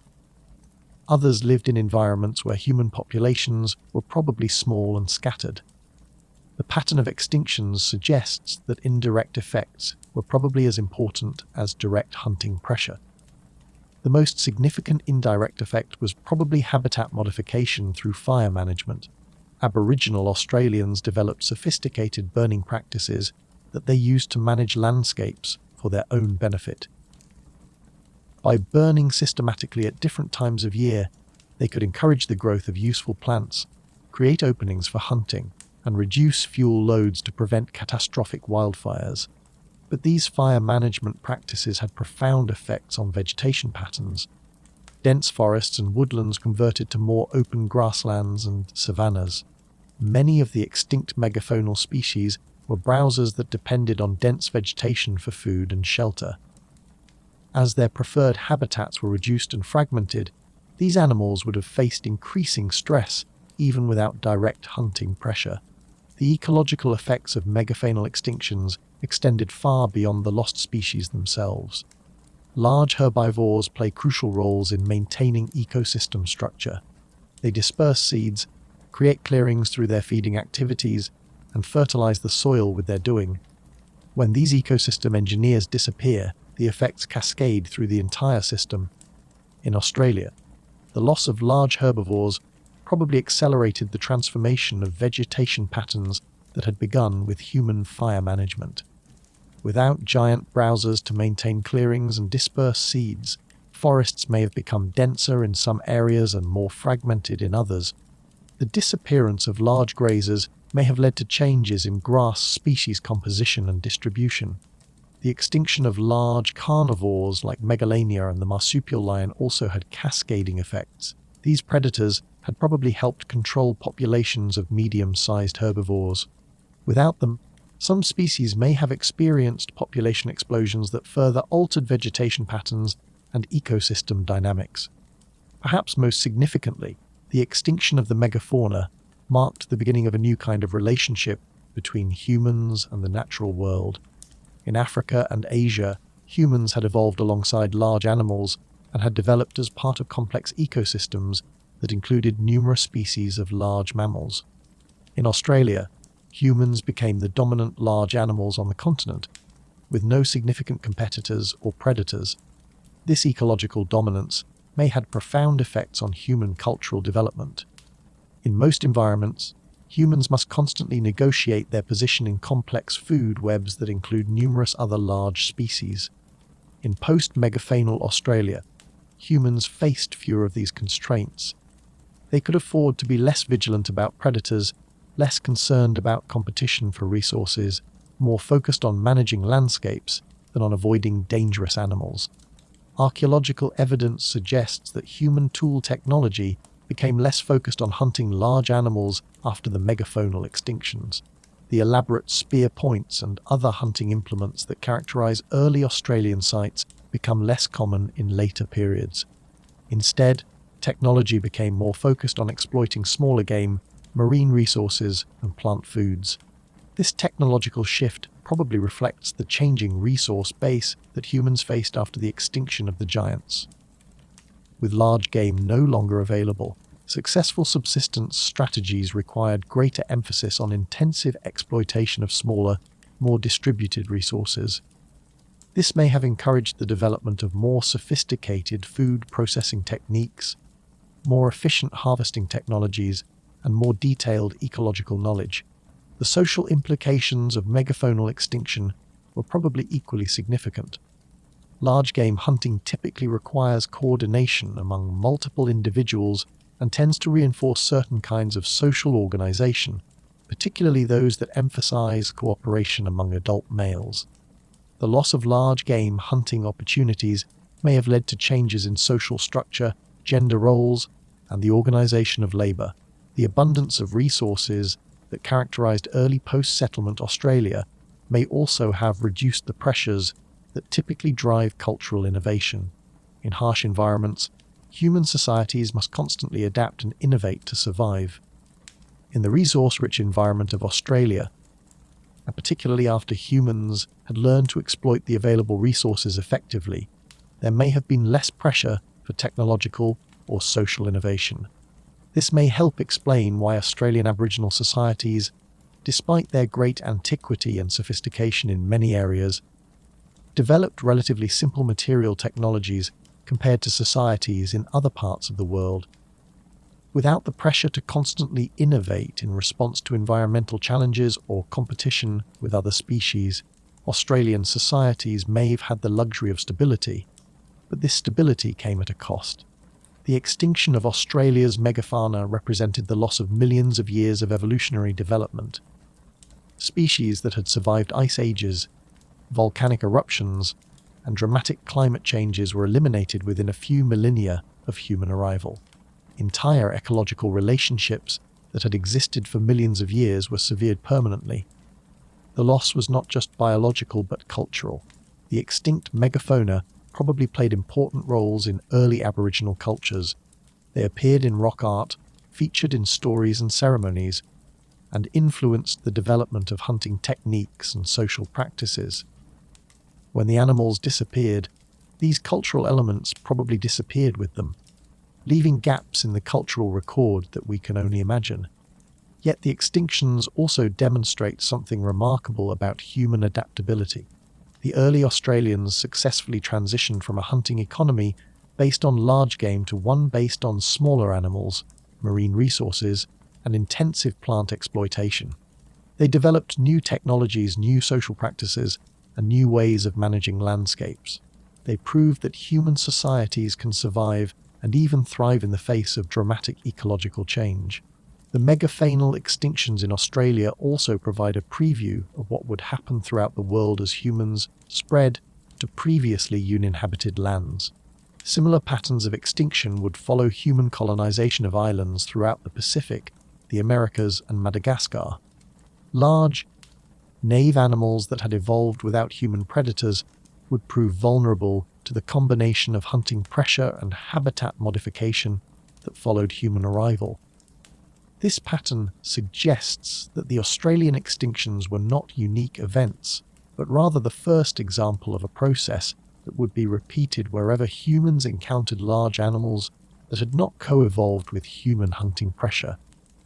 The extinction of the giants was not an accident of geography or climate, but an inevitable consequence of the encounter between an innovative predator and prey species that had never learned to fear human hunters. Standing in the Australian landscape 5,000 years ago, after the last giants had fallen silent, the first Australians inhabited a world that they had fundamentally transformed.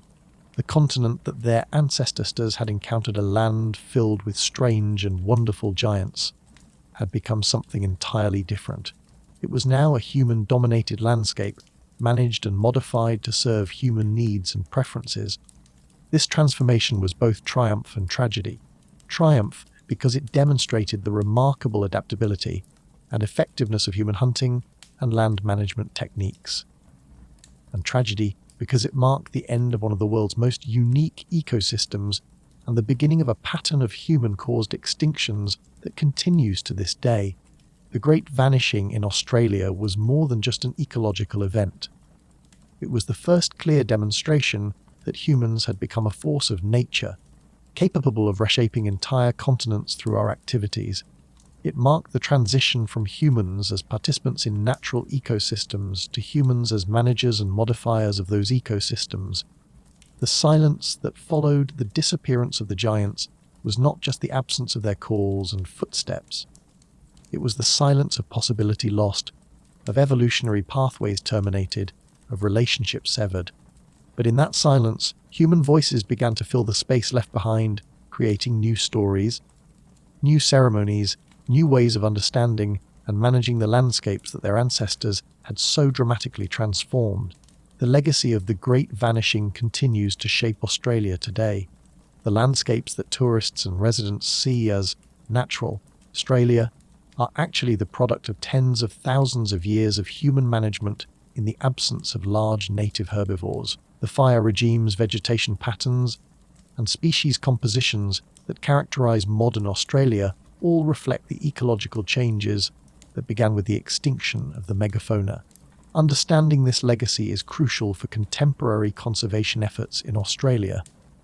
Managing Australian landscapes effectively requires understanding how they were shaped by both the presence and absence of various species over tens of thousands of years.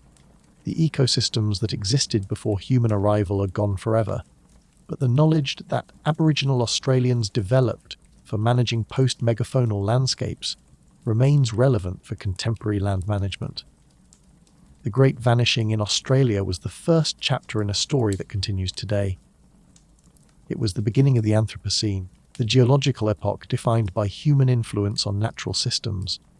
The skills and knowledge that the first Australians developed for living in a human-dominated landscape would prove to be a preview of challenges that our species would face worldwide as our influence on natural systems continued to expand.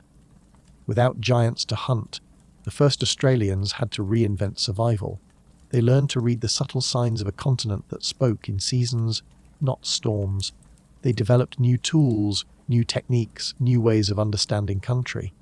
And perhaps most importantly, they learned that abundance could make a people patient, creative, and deeply connected to place. The disappearance of Australia's megafauna forced the continent's human inhabitants to fundamentally reimagine their relationship with the land. The hunting strategies, tool technologies, and social organizations that had served them well during the era of giants were no longer adequate. In place of pursuing large, obvious prey, they had to learn to exploit resources that were smaller, more scattered, and often seasonal or ephemeral. This transformation required developing an entirely different kind of ecological knowledge. Instead of tracking the movements of large herds or identifying the preferred habitats of megafaunal species, Aboriginal Australians had to learn to read much more subtle environmental cues. They needed to understand which plants produced edible seeds at what times of year, where certain animals could be found during different seasons, how weather patterns affected the availability of various resources. The development of this knowledge was not just a matter of individual learning, but of cultural accumulation across generations. Each generation of Aboriginal Australians added to the collective understanding of how to live successfully in Australian environments.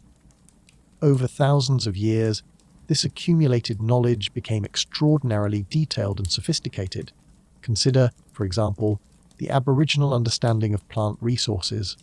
Archaeological evidence suggests that by 30,000 years ago, Aboriginal Australians were systematically exploiting hundreds of different plant species for food, medicine, materials, and other purposes. They knew which parts of each plant were useful, when those parts were most nutritious or effective, how to process toxic plants to make them edible, and how to manage plant populations to ensure sustainable harvests. This botanical knowledge was often encoded in complex systems of ceremony, story, and law that ensured its transmission across generations. Children learned not just which plants to eat, but also when and how to harvest them, which species required special treatment or restrictions, and how human activities could influence plant populations and distributions. Similar detailed knowledge developed around animal resources. Aboriginal Australians learned to exploit hundreds of species of mammals, birds, reptiles, fish, and invertebrates. They developed specialized hunting techniques for different species, sophisticated tools for capturing and processing various types of game, and detailed understanding of animal behavior and ecology. The tools that developed during this period reflect the shift toward exploiting smaller, more diverse resources. Instead of the large spear points designed for hunting megafauna, toolkits became dominated by smaller, more specialized implements. Microliths, tiny stone tools that could be hafted together to form composite implements, became increasingly common. These tools were more versatile and could be easily modified for different tasks. Fish hooks, barbed points, and other specialized fishing equipment also appeared during this period. Coastal and riverine populations developed sophisticated technologies for exploiting aquatic resources, including fish traps, nets, and boats designed for different types of fishing. These technologies allowed Aboriginal Australians to make intensive use of marine and freshwater resources that had been largely inaccessible to earlier populations. But perhaps the most important development was the systematic use of fire for landscape management. Aboriginal Australians developed burning practices that allowed them to modify entire ecosystems for their benefit. By burning at different times of year and in different patterns, they could encourage the growth of useful plants, create clearings that made hunting easier, and reduce the fuel loads that could lead to catastrophic wildfires. These burning practices were not random or opportunistic, but followed complex rules and schedules that were integrated with other aspects of Aboriginal culture.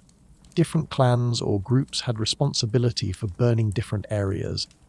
Burning was coordinated with seasonal ceremonies and social gatherings. The timing and intensity of burns were adjusted based on weather conditions, plant growth stages, and the needs of different species.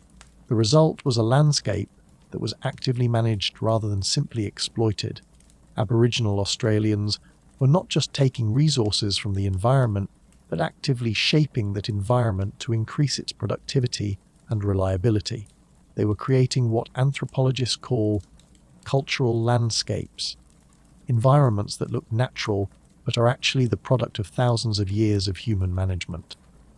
This active landscape management may help explain one of the most distinctive features of Aboriginal Australian societies, their combination of technological simplicity with sophisticated ecological knowledge.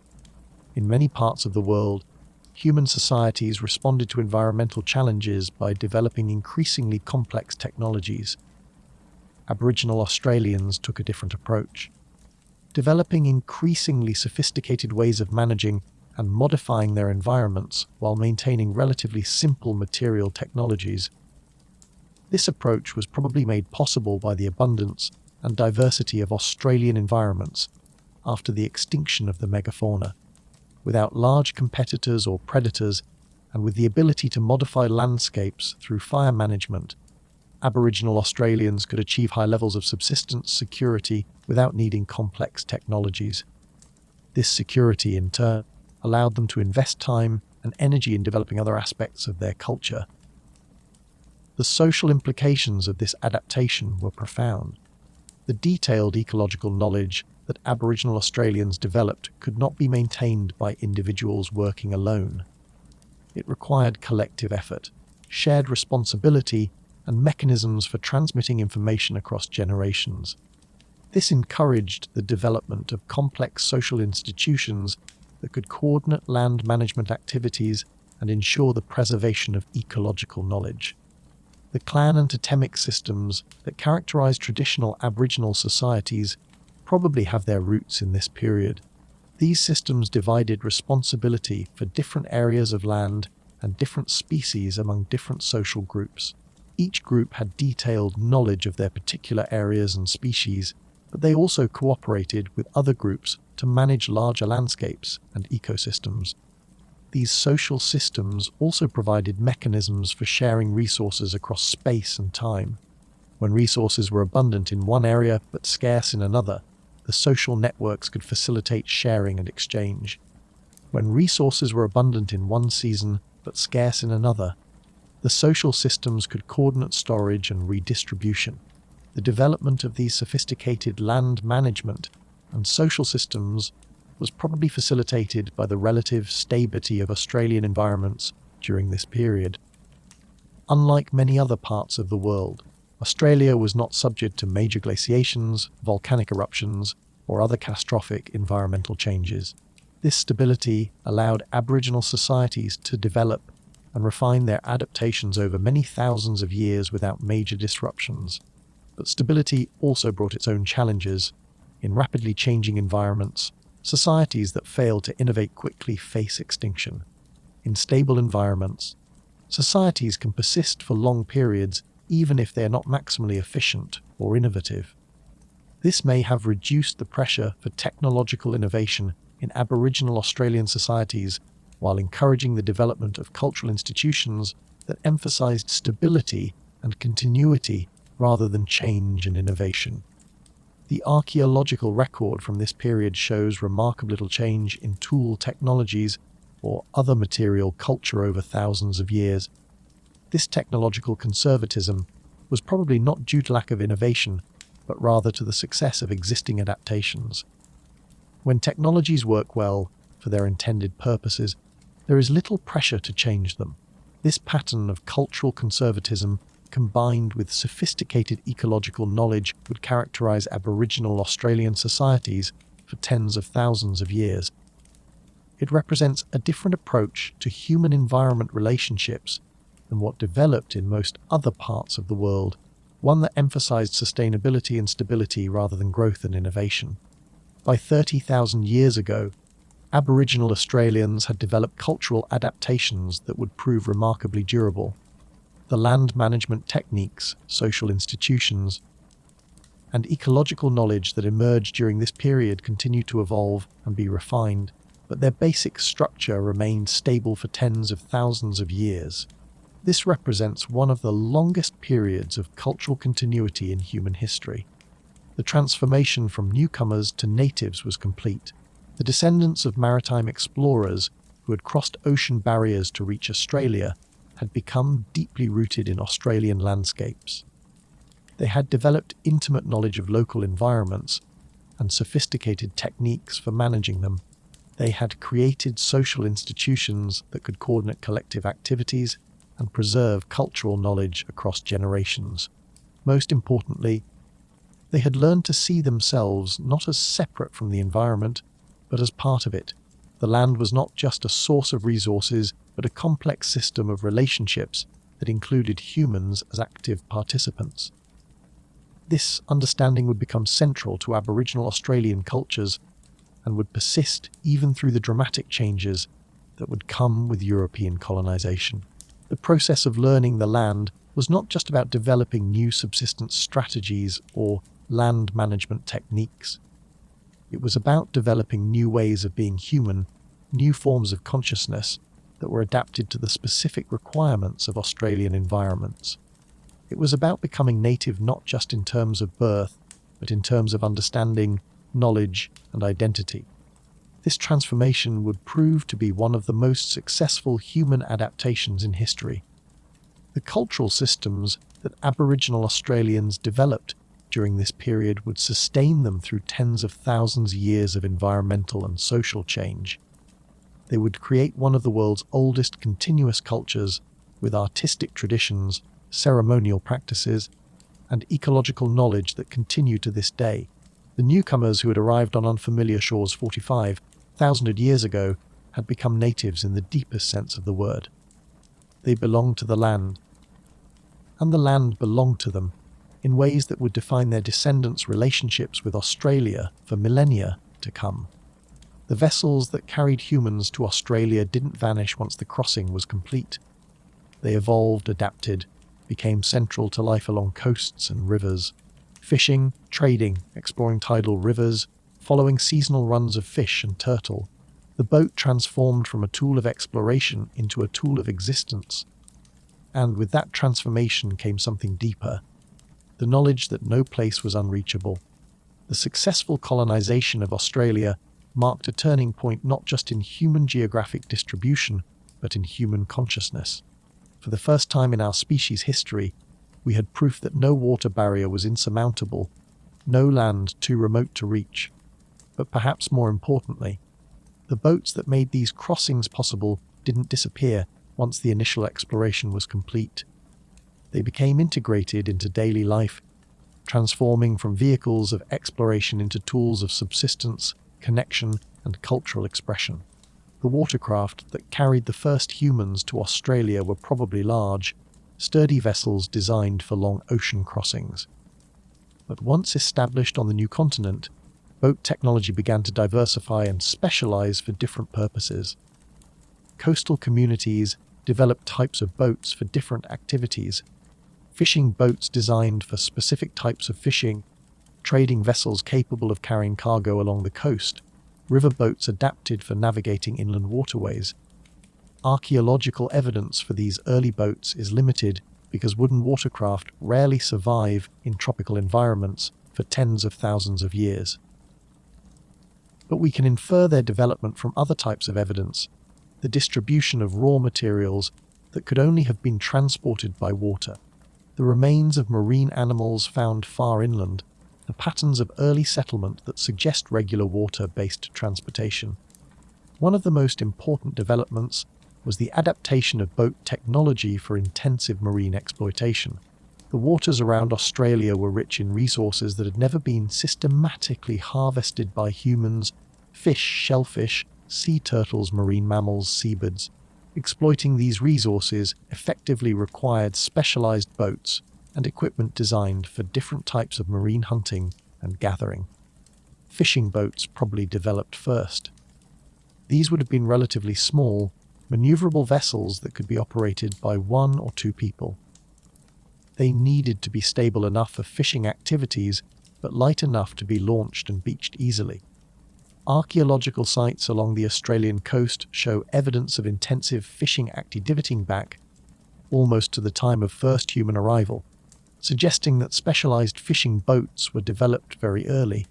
The development of fishing technology had profound implications for human settlement patterns. Communities with access to productive fishing grounds could support larger populations and maintain more stable settlements than those dependent entirely on terrestrial resources. This led to the development of some of the world's first semi-sedentary hunter-gatherer societies, groups that maintained permanent settlements while continuing to rely on wild resources rather than agriculture. But boats were useful for more than just subsistence activities. They also became crucial for maintaining social connections across the scattered communities of coastal Australia.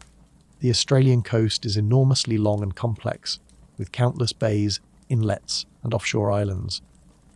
Maintaining contact between different communities would have been extremely difficult without water transportation.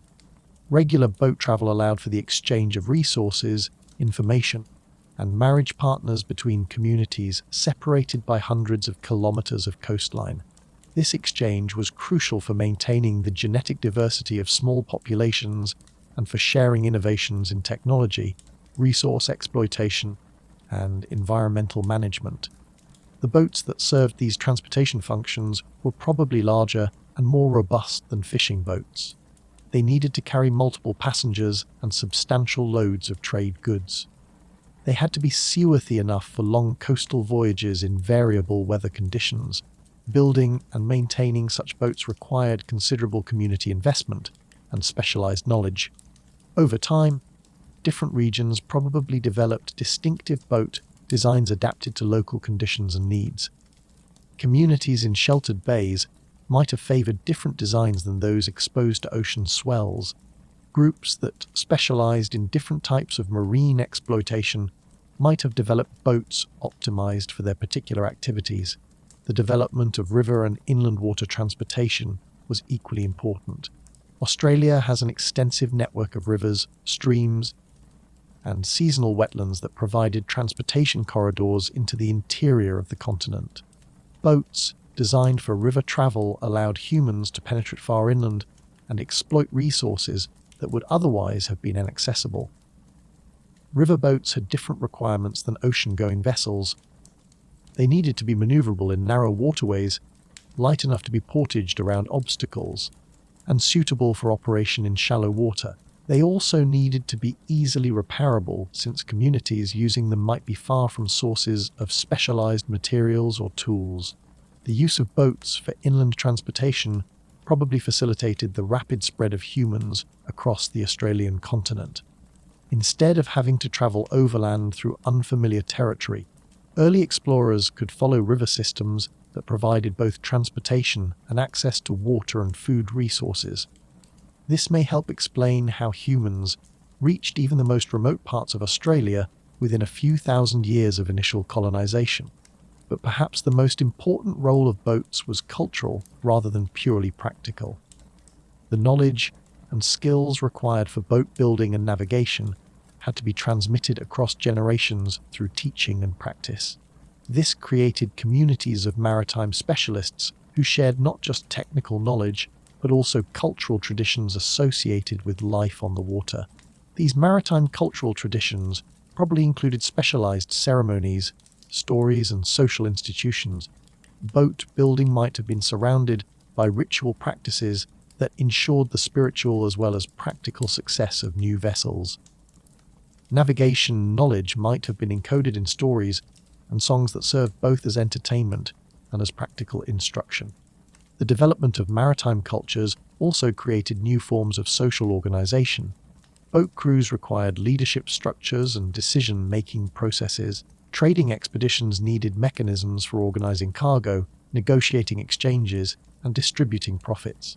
Long voyages required systems for managing conflict and maintaining morale during extended periods at sea.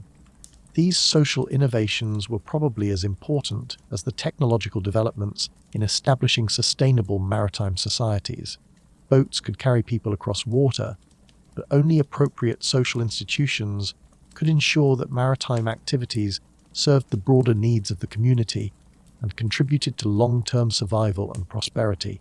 The integration of boats into Aboriginal Australian societies also had ecological implications.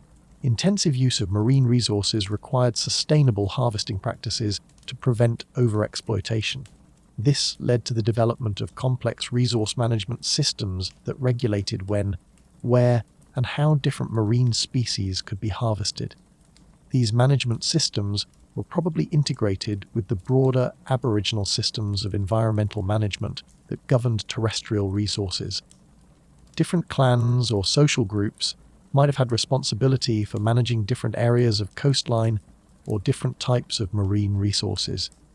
Seasonal ceremonies and social gatherings might have provided opportunities for coordinating management activities and sharing information about resource conditions. The long-term success of these management systems is evident from the archaeological record. Aboriginal Australians exploited marine resources intensively for tens of thousands of years without causing major extinctions or ecosystem collapses. This represents one of the longest records of sustainable marine resource exploitation in human history. By 20,000 years ago, boats had become so thoroughly integrated into Aboriginal Australian societies that they were no longer just tools, but central elements of cultural identity. The knowledge of how to build and use boats was part of what defined particular communities and distinguished them from others. The social institutions that had developed around maritime activities influenced broader patterns of social organization and cultural practice.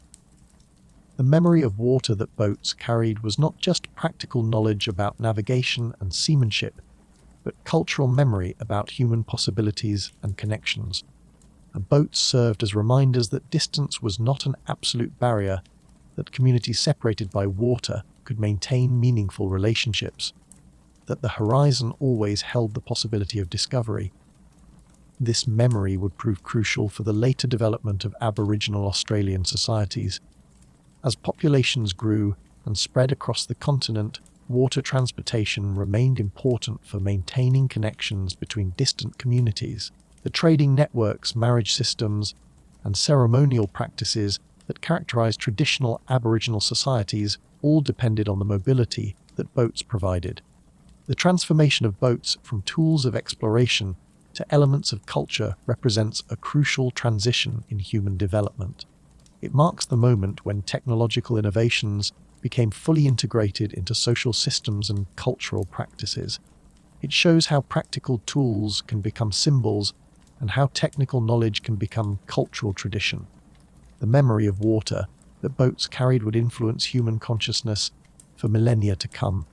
Even communities that lived far from navigable water retained cultural memories of maritime traditions and the knowledge that water could be crossed rather than simply endured. This memory would prove crucial when human societies faced new challenges that required mobility, adaptability, and the courage to venture into unknown territories. The boats of early Australia were more than transportation devices. They were symbols of human possibility, reminders that no barrier was permanent, and foundations for cultural traditions that would persist for tens of thousands of years. They carried not just people and cargo, but also dreams, knowledge, and the enduring human conviction that there is always somewhere new to explore. Life by the water develops its own rhythm, not the daily cycle of hunting and gathering, but the longer pulse of tides, seasons, storms. The first Australian coastal communities learned to think in lunar months, to plan around fish runs and turtle nestings. They developed technologies, fish traps, nets, shell hooks that required patience and precision rather than speed and strength. The establishment of permanent coastal settlements in Australia marked a fundamental shift in human lifestyle patterns. For hundreds of thousands of years, human societies had been organized around terrestrial rhythms, the migration patterns of large mammals, the seasonal availability of plant foods, the daily cycles of hunting and gathering. But life by the water followed different patterns, ones that required new forms of knowledge, new technologies, and new ways of organizing social life. The most basic difference was temporal. Terrestrial hunting and gathering typically follow daily cycles. You go out, you find food, you return. Marine resource exploitation follows tidal cycles that operate on schedules independent of human convenience. Fish are more active at certain stages of the tide. Shellfish are accessible only during low tides. Sea turtles nest according to lunar cycles. Successful marine exploitation required learning to work with these natural rhythms rather than trying to impose human schedules on them. This created communities that were attuned to natural cycles in ways that were different from terrestrial hunter-gatherers. Coastal Aboriginal Australians developed detailed knowledge of tidal patterns, seasonal weather changes, and the behavioral cycles of various marine species. This knowledge was often encoded in ceremonial calendars that integrate subsistence activities with social and spiritual practices. The technologies required for intensive marine exploitation were also different from those used for terrestrial hunting and gathering. Instead of spears and hunting tools designed for pursuing mobile prey, marine exploitation required technologies for harvesting resources that were often abundant but difficult to access or process. Fish traps were among the most important of these technologies. These were structures built in tidal areas to capture fish during changing tides. The principle was simple. Build a barrier that fish can cross during high tide but not during low tide, then harvest the trapped fish when the tide recedes. But implementing this principle required sophisticated knowledge of local tidal patterns, fish behavior, and construction techniques. Archaeological evidence suggests that Aboriginal Australians developed elaborate fish trap systems that could capture large quantities of fish with minimal labor input. Some of these systems extended for hundreds of meters and could capture tons of fish during a single tidal cycle. They represented major community investments that required coordinated labor for construction and maintenance. The construction and operation of fish traps also required new forms of social organization. These were not tools that could be built or operated by individuals working alone. They required community planning, collective labor, and shared management. This encouraged the development of social institutions that could coordinate large-scale projects and manage common resources. Net fishing was another important technology that developed during this period. Archaeological sites contain evidence of net weights and other fishing equipment dating back tens of thousands of years. Net fishing was particularly important for exploiting schooling fish species that could be captured in large quantities during seasonal runs. Hunger. The manufacture of fishing nets required specialized knowledge and considerable labor investment. Nets had to be woven from plant fibers using techniques that produced strong, flexible materials capable of withstanding the stresses of fishing activities. The knowledge of how to identify appropriate plant materials, process them into usable fibers, and weave them into effective nets had to be transmitted as generations through teaching and practice. Shell fishhooks represent another important technological innovation from this period. These were made by carefully shaping pieces of shell into hooks that could be used for line fishing.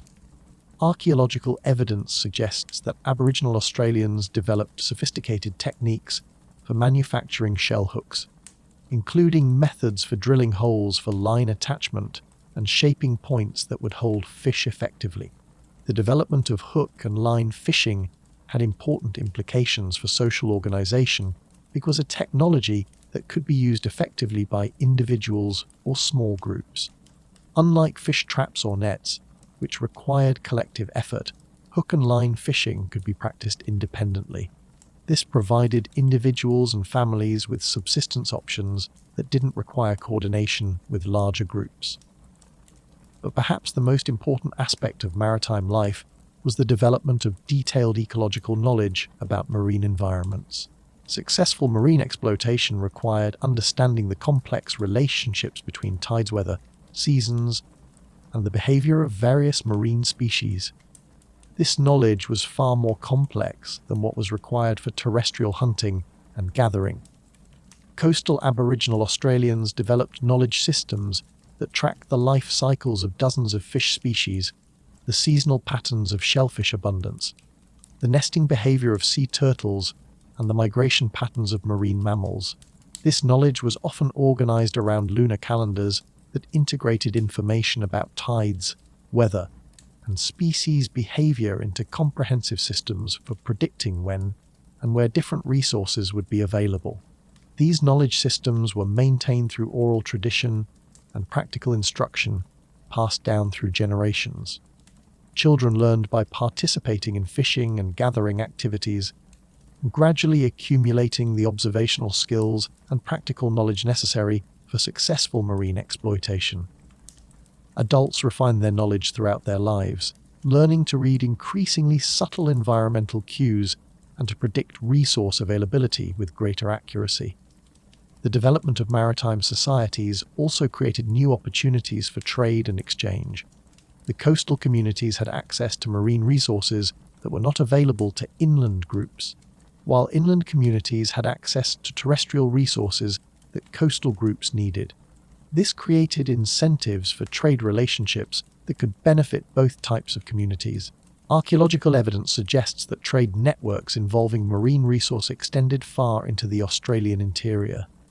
Shells, fish bones, and other marine materials have been found at sites hundreds of kilometers from the coast, indicating that coastal communities were participating in extensive trade networks. These networks probably involved both direct exchange and chain trading through intermediate communities. The operation of these trade networks required social institutions that could facilitate exchange relationships between communities with different subsistence systems and cultural practices. This probably encouraged the development of diplomatic protocols, exchange ceremonies, and kinship relationships that could maintain peaceful relationships across cultural boundaries. Maritime societies also developed different approaches to territorial organization than terrestrial hunter-gatherers. Terrestrial groups typically claimed exclusive rights to particular areas of land. Maritime groups had to deal with resources that moved according to natural cycles and couldn't be exclusively controlled by any single group. This led to the development of more flexible territorial systems that recognized different types of rights to marine resources. Groups might have primary rights to particular fishing areas, but secondary rights to move through and exploit resources in areas primarily controlled by other groups. These systems required sophisticated social institutions for managing competing claims and resolving conflicts. The seasonal nature of many marine resources also encouraged the development of storage and preservation technologies. Unlike terrestrial hunting, which typically provided food for immediate consumption, marine exploitation often provided large quantities of food at particular times that had to be preserved for later use. Aboriginal Australians developed various techniques for preserving fish and shellfish, including smoking, drying, and fermentation. These technologies allowed coastal communities to exploit seasonal abundance and maintain food security during periods when marine resources were less available. The establishment of maritime societies also had important implications for population dynamics. Marine environments can often support higher population densities than terrestrial environments, particularly in tropical and subtropical regions where marine productivity is high year-round. This allowed coastal Aboriginal communities to achieve population densities that would have been impossible for purely terrestrial hunter-gatherers. Higher population densities, in turn, created opportunities for greater social complexity and cultural elaboration. Large communities could support specialists in boat building, net making, and other maritime technologies. They could maintain more elaborate ceremonial systems and more complex social institutions.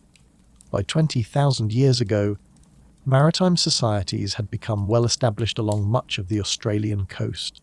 These communities had developed sophisticated technologies for marine exploitation, complex social institutions for managing marine resources, and elaborate knowledge systems for understanding marine environments. They had created sustainable ways of life that would persist for tens of thousands of years. The rhythm of tides that governed these maritime societies was more than just a practical adaptation to marine environments. It represented a different way of thinking about time, nature, and human relationships with the environment. Where terrestrial societies tend to emphasize human control over nature, maritime societies develop greater awareness of natural rhythms and cycles that operate independently of human will. This awareness would become a central characteristic of Aboriginal Australian cultures. The ability to work with natural rhythms rather than against them, to time human activities to coincide with natural cycles, and to see humans as participants in rather than masters of natural systems would characterize Aboriginal approaches to environmental management for tens of thousands of years. The maritime societies that developed along the Australian coast between 40,000 and 20,000 years ago created templates for sustainable resource use that remain relevant today. They showed that human societies could exploit marine resources intensively without destroying the ecosystems that supported them. They demonstrated that technological sophistication could be combined with ecological sensitivity to create ways of life that were both productive and sustainable. The rhythm of tides that governed these early maritime societies continues to influence Australian coastal communities today. Modern fishing communities, hunger, recreational boaters, and coastal residents still organise their activities around tidal cycles and seasonal patterns. The knowledge that Aboriginal Australians developed about Australian marine environments remains relevant for contemporary resource management and conservation efforts. The transformation of occasional seafaring into a way of life represents one of the most successful human adaptations in history. It created societies that were able to thrive in challenging marine environments for tens of thousands of years. It demonstrated that humans develop sustainable relationships with complex natural systems through careful observation, appropriate technology, and flexible social organization. The ability to cross water reliably didn't just change where humans could go, it changed how they thought about distance, trade, identity. A person with a boat could maintain connections across hundreds of kilometers of coastline. They could trade shells for stone, stories for songs. The ocean, once a barrier, became a highway, and highways create civilizations. The mastery of ocean navigation that Aboriginal Australians achieved between 30,000 and 15,000 years ago represents one of the most profound but underappreciated revolutions in human history. While other parts of the world were still struggling with the challenges of Ice Age survival, Australia's maritime societies were developing technologies and social systems that would not be matched elsewhere for tens of thousands of years. This revolution was quiet because it happened gradually, over many generations, without the dramatic conflicts or sudden innovations that characterize more visible historical changes. But its effects were transformative, reshaping not just how people move through their world, but how they conceptualized space, distance, and community. The key breakthrough was the development of reliable long-distance navigation techniques. Early ocean crossings had been one-way journeys of exploration and colonization, but by this period, Aboriginal navigators had developed the skills and knowledge necessary to make regular return trips across hundreds of kilometers of open water. Hunger. This meant that boats could be used not just for reaching new places, but for maintaining ongoing connections between established communities. The implications were enormous. For the first time in human history, geographic distance no longer necessarily meant social isolation. Communities separated by vast expanses of water could maintain regular contact, exchange goods and people, and participate in shared cultural activities. The ocean had been transformed from a barrier into a highway. This transformation required solving several complex technical problems. Long-distance navigation demands accurate methods for determining direction and position. Without compasses or other instruments, Aboriginal navigators had to rely on natural phenomena, the positions of stars, the patterns of swells and currents, the flight paths of seabirds, the colors and shapes of clouds that might indicate land below the horizon. These navigation techniques were probably developed through generations of observation and experimentation. Each successful voyage added to the accumulated knowledge about currents, weather patterns, and navigation landmarks. Failed voyages, when survivors return, are provided lessons about what techniques didn't work and what mistakes to avoid in the future. The knowledge required for long-distance navigation was so complex and specialized that it probably became the domain of particular individuals who devoted their lives to mastering these skills. These navigators would have held positions of great importance in their communities, since the success of trading expeditions, marriage exchanges, and diplomatic missions depended on their expertise. The social implications of reliable long-distance navigation were profound. Communities that had previously been isolated by water barriers could now participate in extensive networks of exchange and interaction. A fishing village on one island could trade its surplus catch for stone tools made hundreds of kilometers away. A community with access to particular raw materials could exchange them for goods that were unavailable locally. These exchange networks created new forms of wealth and inequality. Communities with access to valuable resources or strategic locations along trade routes could accumulate goods and influence that weren't available to more isolated groups. Skilled navigators and boat builders could command special status and rewards for their expertise. But the networks also provided insurance against local shortages and disasters. A community that experienced crop failure, resource depletion, or environmental catastrophe could receive assistance from allied communities in other areas. This mutual aid probably made all participating communities more resilient and secure than they would have been in isolation. The cultural implications were equally important. Regular contact between different communities led to the spread of innovations, ideas, and cultural practices across vast areas. Technological innovations could diffuse rapidly through the networks. New artistic styles, ceremonial practices, and social institutions could be adopted and adapted by communities throughout the region. This cultural diffusion probably accelerated the pace of innovation and cultural change.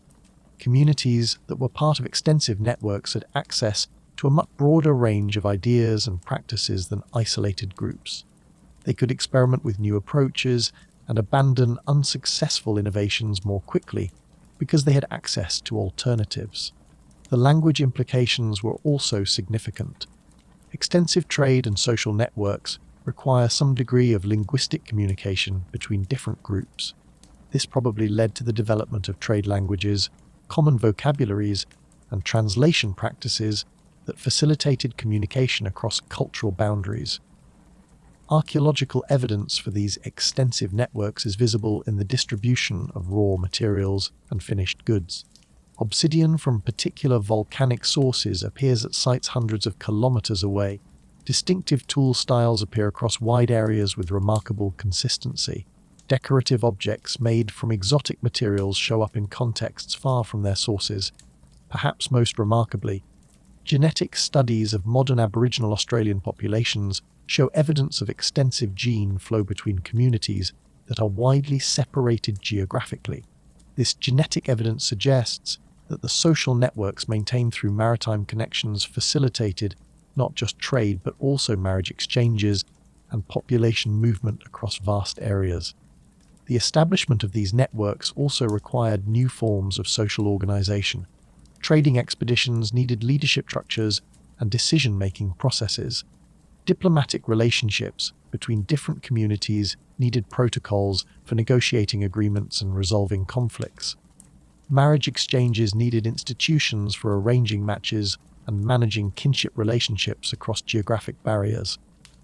These social innovations probably influenced the development of more complex political systems within individual communities. Leaders who could successfully manage external relationships became more important.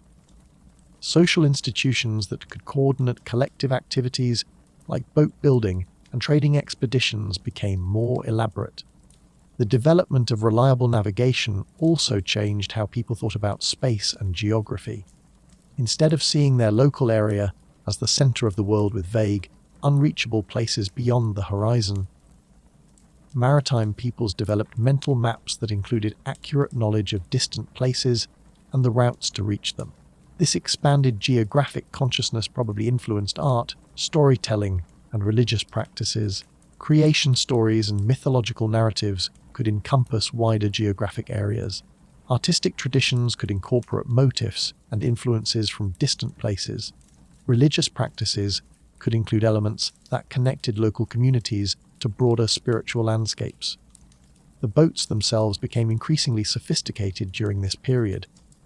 Simple rafts and outrigger canoes gave way to larger, more seaworthy vessels capable of carrying substantial loads across hundreds of kilometers of open water. These boats represented major technological achievements that required considerable community investment and specialized expertise to build and maintain. The development of advanced boat technology also influenced settlement patterns. Communities with access to good boat building materials and skilled craftsmen could become regional centers for maritime technology. The location of settlements shifted to take advantage of good harbors, favorable wind patterns, and strategic positions along trade routes. By 15,000 years ago, The maritime societies of Australia had created what was probably the world's most extensive and sophisticated system of ocean-based trade and communication. Communities throughout the region were connected by regular boat traffic that carried goods, people, and ideas across thousands of kilometers of ocean. This system represented a fundamental shift in human social organization. For the first time, geographic isolation was no longer synonymous with cultural isolation. Communities could maintain their local identities and adaptations while participating in broader regional networks that provided access to resources, ideas, and social opportunities that would have been impossible in isolation. The quiet revolution of maritime navigation changed not just how people moved through their world, but how they understood their place in it. The ocean was no longer a void that separated communities, but a medium that connected them. Distance was no longer an absolute barrier, but a challenge that could be overcome with appropriate technology and skill. This transformation would have profound implications for the subsequent development of human societies worldwide. The navigation techniques, boat technologies, and social institutions that Aboriginal Australians developed during this period would eventually spread throughout the Pacific, enabling the colonization of islands as remote as Hawaii, Easter Island, and New Zealand. But more fundamentally, the maritime revolution in Australia demonstrated that humans could create connected, complex societies without the agriculture, cities, and state institutions that are often considered prerequisites for civilization. The trading networks, diplomatic systems, and cultural institutions that Aboriginal Australians created through maritime connections were as sophisticated as those found in any agricultural society. The highways of water that Aboriginal navigators created between 30,000 and 15,000 years ago were more than transportation routes. They were foundations for a new kind of human community, one that could span vast distances and diverse environments while maintaining both local autonomy and regional integration. This model of human organization would prove remarkably durable, persisting in various forms until the disruption of European colonization. The quiet revolution of maritime mastery in Australia was not just a technological achievement, but a social and cultural transformation that created new possibilities for human organization and consciousness. It showed that water, rather than dividing human communities, could become the medium for their connection. And in doing so, it laid the foundation for humanity's eventual expansion across all the world's oceans. What happens to a culture when water becomes as familiar as land? When children learn to swim before they learn to walk long distances? The maritime communities of ancient Australia developed a relationship with the ocean that was intimate, practical, and spiritual all at once. They became truly amphibious, equally at home on shore and on water. By 20,000 years ago, many Aboriginal Australian communities had been living maritime lifestyles for tens of thousands of years. This was long enough for profound cultural adaptations to develop, not just in technology and subsistence practices, but in fundamental aspects of human experience like child rearing, education, and spiritual understanding. Children born into these communities grew up in a world where water was not a foreign element, but a natural extension of their habitat. The transformation was visible from the earliest stages of child development. In terrestrial hunter-gatherer societies, children typically learn to walk before they learn more specialized movement skills. But in maritime communities, children often learn to swim almost as early as they learn to walk. Archaeological evidence suggests that coastal Aboriginal communities developed child-rearing practices that emphasized water safety and aquatic skills from a very early age. This early aquatic training was not just practical but cultural. Children who grew up comfortable in water developed different relationships with their environment than those who saw water as dangerous or foreign. They learned to read currents, waves, and tides through direct physical experience rather than just observation. They developed intuitive understanding of water conditions that could not be taught through verbal instruction alone. The educational implications were profound. In terrestrial societies, much of children's learning happens through observation and imitation of adult activities that take place on familiar ground. In maritime societies, children had to learn to participate in activities that took place in a medium where their natural human abilities were limited. This required more structured teaching and more gradual skill development. Aboriginal maritime communities probably developed elaborate systems for teaching children the skills they would need for aquatic life. These systems would have included not just practical instruction in swimming and boat handling, but also cultural education about the spiritual and social significance of water in their communities. Hunger. Children growing up in these communities would have learned different ways of thinking about space and movement. Instead of thinking primarily in terms of paths across land, they would have learned to think in terms of routes across water. They would have developed mental maps that included tidal patterns, current flows, and seasonal changes in water conditions. The social implications were equally significant. In maritime communities, children's play would have taken place both on land and in water. This would have created different social dynamics and different forms of cooperation than those found in purely terrestrial societies. And children would have learned to work together in situations where individual survival depended on group cooperation in potentially dangerous environments. The development of aquatic skills also probably influenced gender roles and social organization in these communities. In many traditional societies, and gender roles are partly defined by different subsistence activities and the skills they require. In maritime societies, both men and women needed aquatic skills, though they might have specialized in different types of water-based activities.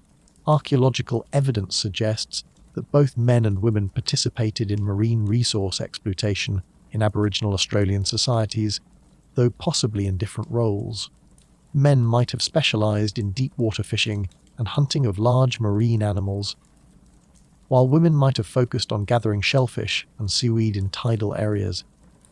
But both would have needed to be comfortable and skilled in aquatic environments. Children growing up in this context would have been exposed to a wider range of adult role models and subsistence activities than children in societies with more rigid gender divisions. This probably influenced their understanding of their own capabilities and potential roles in society. The spiritual implications of growing up amphibious were perhaps the most profound. Water plays important roles in the spiritual systems of many human societies, but usually as something external and somewhat mysterious. For children who grew up as comfortable in water as on land, aquatic environments would have been experienced as natural, familiar, and intimately known. This intimate knowledge probably influenced the development of spiritual beliefs and practices that treated water not as a separate realm, but as an integral part of the living world. The ocean, rivers, and tidal areas would have been seen as extensions of the community's territory rather than foreign domains. Aboriginal Australian spiritual traditions include elaborate beliefs about water-associated spiritual beings and the sacred significance of particular aquatic sites. These traditions probably have deep roots in the experiences of communities that lived intimately with water for tens of thousands of years. The creation stories, ceremonial practices, and ritual knowledge that developed in these communities would have reflected their understanding of water as a fundamental element of existence, rather than something separate from terrestrial life. This would have created spiritual traditions that were more integrated and holistic than those that developed in societies that experienced water and land as separate domains. The technological implications were also significant. Children who grew up comfortable in water would have been more likely to innovate in aquatic technologies. They would have had direct experience of the problems that needed to be solved and intuitive understanding of what solutions might work. This probably accelerated the development of sophisticated maritime technologies.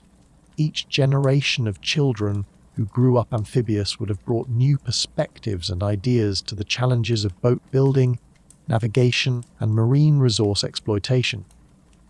The cumulative effect over thousands of years would have been a level of maritime sophistication that would have been difficult to achieve in societies where water remained foreign and challenging. the linguistic implications were equally important. Languages spoken by maritime peoples would have developed extensive vocabularies for describing water conditions, aquatic life, and boat handling. These languages would have been particularly rich in terms that distinguished between different types of waves, tides, and weather conditions. Children growing up speaking these languages would have learned to make distinctions and observations that would have been difficult or impossible for speakers of languages that developed in non-maritime contexts. This linguistic sophistication would have supported more precise thinking about aquatic environments and more effective communication about maritime activities. The development of truly amphibious cultures also probably influenced art and aesthetic traditions. Visual arts in these communities would have been influenced by underwater perspectives, the play of light on water, and the forms and movements of aquatic life. Artistic traditions might include techniques for creating art that could be viewed both above and below water. Music and dance traditions would also have been influenced by aquatic experiences.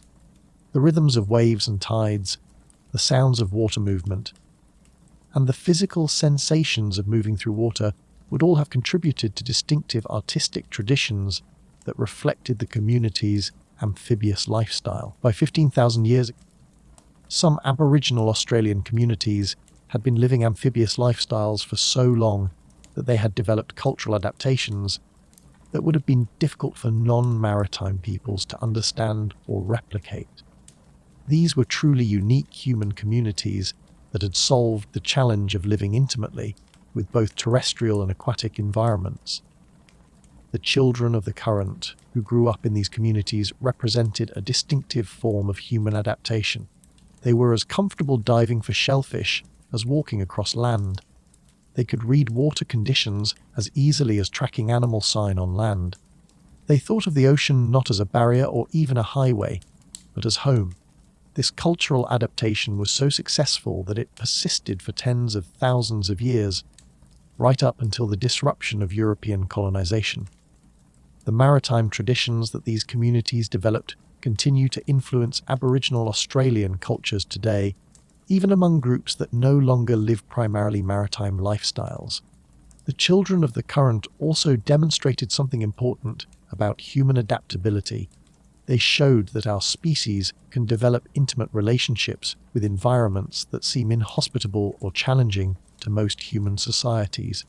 They proved that cultural evolution can create forms of human life that are as distinctive and successful as those created by biological evolution. Growing up amphibious was more than just learning to swim well or becoming skilled at maritime activities. It was about developing a fundamentally different relationship with the natural world, one that recognized no absolute boundaries between land and sea, between terrestrial and aquatic life. It was about becoming human in a way that included rather than excluded the majority of the Earth's surface. The legacy of these amphibious cultures extends far beyond Australia. The navigation techniques, boat technologies, and maritime knowledge that they developed would eventually spread throughout the Pacific, enabling the colonization of islands throughout Oceania. But more fundamentally, they demonstrated that human beings could create sustainable ways of life in intimate partnership with oceanic environments. In a world where human relationships with the ocean are becoming increasingly important due to climate change and resource pressures, the example of Australia's ancient maritime cultures provides valuable insights. They showed that it is possible for human societies to live with rather than against oceanic systems, to develop technologies and practices that enhance rather than degrade marine environments. The children of the current who grew up in ancient Australia were pioneers of a form of human life that recognized water not as an obstacle, but as opportunity, not as separation, but as connection. Their legacy continues to flow through human consciousness like a tide that never fully recedes, reminding us of possibilities we have not yet fully explored. Without writing, without instruments, the first sailors navigated by memory, story, and song. They developed elaborate mental maps that encoded currents, winds, landmarks, and seasonal changes in verse and rhythm. These weren't just practical tools, They were literature, encoding the relationship between human consciousness and oceanic space. The development of sophisticated navigation techniques by Aboriginal Australian maritime communities represents one of the most remarkable achievements in human cognitive technology. Without any of the tools that we associate with navigation, no compasses, no charts, no instruments for measuring position, these communities developed systems for finding their way across hundreds of kilometers of open water with extraordinary accuracy. The key to this achievement was the recognition that navigation information could be encoded in memory through the use of songs, stories, and other mnemonic devices. Instead of relying on external tools, Aboriginal navigators created internal tools, mental maps that could store vast amounts of information about currents, wind patterns, star positions, and geographic relationships. These mental maps were not simple lists of facts but complex, interconnected systems that linked navigational information to cultural knowledge, spiritual beliefs, and practical experience. They were embedded in narrative structures that made them easier to remember, and in ritual practices that ensured their accurate transmission across generations. The songs that encoded navigation information were probably among the most sophisticated intellectual achievements of prehistoric humanity. They had to accomplish multiple functions simultaneously. They had to be memorable enough to be transmitted accurately through oral tradition, detailed enough to provide practical guidance for navigation, and engaging enough to motivate people to learn and preserve them. These navigation songs typically encoded information about star patterns and their seasonal changes. Aboriginal navigators learned to use the positions of stars, planets, and constellations to determine direction and approximate position. But this information was not recorded in abstract charts, but in verses that linked star positions to particular times of year, weather conditions, and geographic locations. The songs also encoded information about currents and wave patterns. Experienced navigators could determine and direction by feeling the motion of their boats as they moved through different types of swells. This subtle information about water conditions was preserved in songs that described the characteristic movements and sounds associated with different areas and different weather conditions. Wind patterns were another crucial type of information that had to be preserved and transmitted. Aboriginal navigators learned to predict weather changes and to use seasonal wind patterns for efficient sailing. This knowledge was encoded in songs that linked wind directions to star positions, seasonal changes, and geographic features. Perhaps most remarkably, the navigation songs also encoded information about the flight patterns of seabirds and other natural phenomena that could indicate the presence of land beyond the horizon. Experienced navigators could determine the direction and approximate distance to unseen land by observing cloud formations, bird behavior, and watercolor changes. All of this complex information was organized into song cycles that could guide navigators across specific routes. Each route had its own songs that provided step-by-step guidance for the journey. These songs functioned like verbal charts, providing all the information necessary to plan and execute successful voyages. The social organization required to maintain these navigation systems was as sophisticated as the technical content. The songs were too complex and too important to be left to individual memory. They had to be preserved by communities of specialists who dedicated their lives to learning, practicing, and transmitting this knowledge. Navigation specialists probably underwent long periods of training that began in childhood and continued throughout their adult lives. They would have learned not just the songs themselves, but also how to interpret them, how to apply the information to practical navigation situations, and how to modify the guidance based on current conditions. The training process probably involved both formal instruction and practical experience. Young navigators would have learned the songs through repetition and practice, but they would also have gained experience by participating in actual voyages under the guidance of experienced navigators. This combination of theoretical knowledge and practical experience was essential for developing the judgment necessary for successful navigation. The preservation of navigation songs also required social institutions that could ensure their accurate transmission across generations. These were not just entertainment or casual oral literature, but crucial technical knowledge that communities depended on for their survival and prosperity. Mistakes in transmission could lead to navigational errors that could cost lives. This probably led to the development of specialized ceremonial practices focused on the preservation and transmission of navigation knowledge. These ceremonies would have provided regular opportunities for the community to practice and verify the accuracy of their navigation songs. They would also have served as formal occasions for testing and certifying new navigators. The spiritual dimensions of navigation songs were probably as important as their practical content. In Aboriginal Australian cosmology, the landscape and seascape are often understood as being created and inhabited by ancestral spiritual beings. Navigation routes were not just practical pathways, but spiritual journeys that connected communities to these ancestral presences. The songs that guided navigation were therefore not just technical manuals, but sacred narratives that placed human travel within broader spiritual contexts. Following a traditional navigation route was not just a practical activity, but a spiritual practice that connected navigators to the ancestral beings who were believed to have created and maintained these pathways. And this spiritual dimension probably helped motivate the preservation of navigation knowledge. The songs were important not just because they were useful, but because they were sacred. Maintaining them accurately was not just a practical necessity, but a spiritual obligation. The artistic dimensions of navigation songs were equally important. These were not just functional texts, but sophisticated literary compositions that had to be beautiful and engaging, as well as accurate and useful. They needed to capture the imagination and inspire emotional connections that would motivate people to learn and preserve them. The best navigation songs were probably works of art that combined practical information with pratic expression, emotional resonance, and spiritual significance.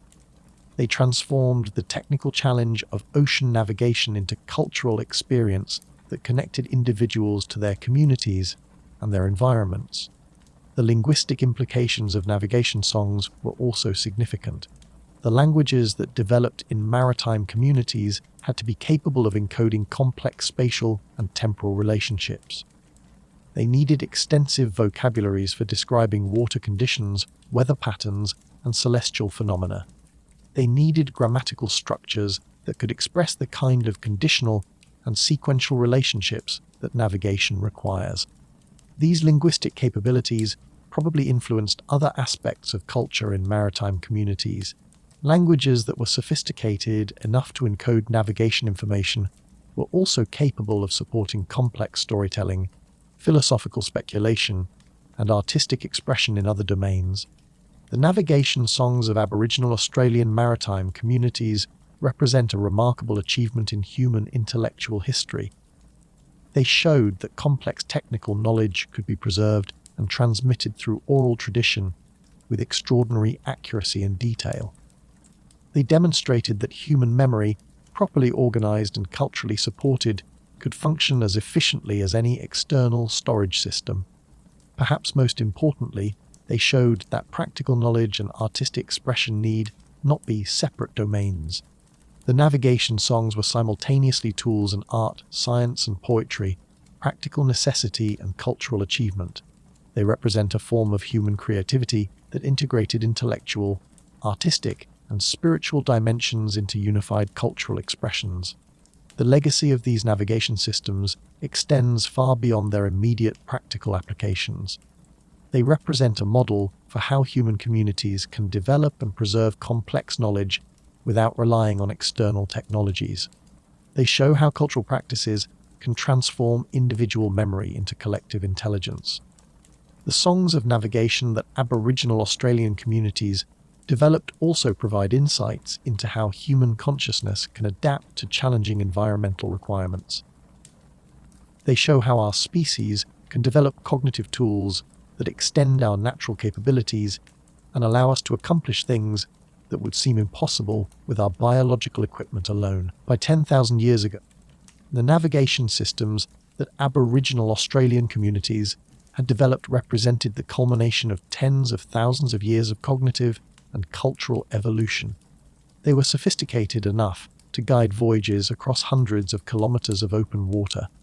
They were reliable enough to support extensive trade networks and regular social exchanges between distant communities. But perhaps most remarkably, they were beautiful enough to inspire the kind of emotional and spiritual connections that ensured their preservation across countless generations. The songs of navigation were more than just practical tools. They were expressions of the human spirit's capacity to transform the challenges of survival into occasions for creativity, meaning, and wonder. These memory maps sung into existence by Aboriginal navigators were among humanity's greatest intellectual achievements. They demonstrated that the human mind, properly organized and culturally supported, could contain entire worlds of knowledge. They showed that navigation could be not just a practical necessity, but a spiritual practice, an artistic expression, and a form of cultural identity. And songs continue to echo across the waters, preserved in the cultural memory of Aboriginal Australian communities and in the broader human understanding of what our species is capable of achieving when we combine practical necessity with artistic imagination and spiritual purpose. As the last ice age reached its peak, sea levels dropped even further, exposing new coastlines and closing familiar waterways. The maritime peoples of Australia faced a challenge: adapt their boats, their routes, their entire way of life to a changing ocean. Their response revealed just how deeply seafaring had become embedded in human culture. The period between 20,000 and 10,000 years ago marked one of the most dramatic environmental changes that human societies had yet experienced. The last glacial maximum, which peaked around 20,000 years ago, locked enormous amounts of water in continental ice sheets, causing global sea levels to drop by more than 20 meters below present levels. For maritime communities that had spent tens of thousands of years adapting to oceanic environments, this represented a challenge as significant as any they had previously faced. The effects on Australian coastlines were profound. Vast areas of what is now the continental shelf were exposed as dry land. Tasmania became connected to the mainland by a land bridge. The shallow seas that separated Australia from New Guinea drained away, creating a continuous landmass called Sahol. New rivers carved channels across the exposed seafloor. Entire ecosystems shifted as marine environments became terrestrial ones. For communities that had developed their entire way of life around maritime activities, these changes were not just environmental challenges, but cultural crises. Mathematics of hunger. Fishing grounds that had been exploited for thousands of years became dry land. Traditional navigation routes were disrupted as waterways changed depth and direction. Coastal settlements found themselves stranded far inland as shorelines retreated. But rather than abandoning their maritime lifestyle, Aboriginal Australian communities demonstrated remarkable adaptability in responding to these challenges. They modified their technologies, adjusted their settlement patterns, and developed new strategies for exploiting the changing environment while maintaining their fundamental cultural identity as maritime peoples. One of the most important adaptations was the development of new types of watercraft suited to different environmental conditions. The boats that had been designed for open ocean travel were not necessarily optimal for the rivers, lakes, and restricted waterways that became more important as sea levels dropped. Communities developed lighter, more maneuverable vessels that could be easily portaged between different water bodies and could operate effectively in shallow water.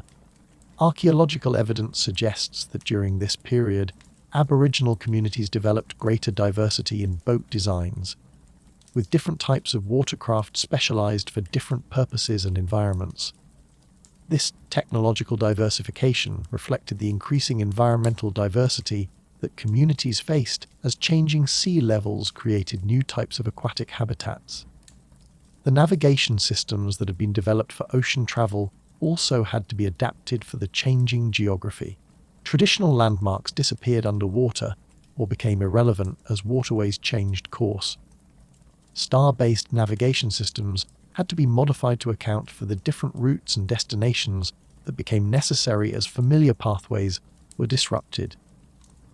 This probably led to intensive innovation in navigation techniques during this period, and communities had to develop new ways of finding their way through changing landscapes.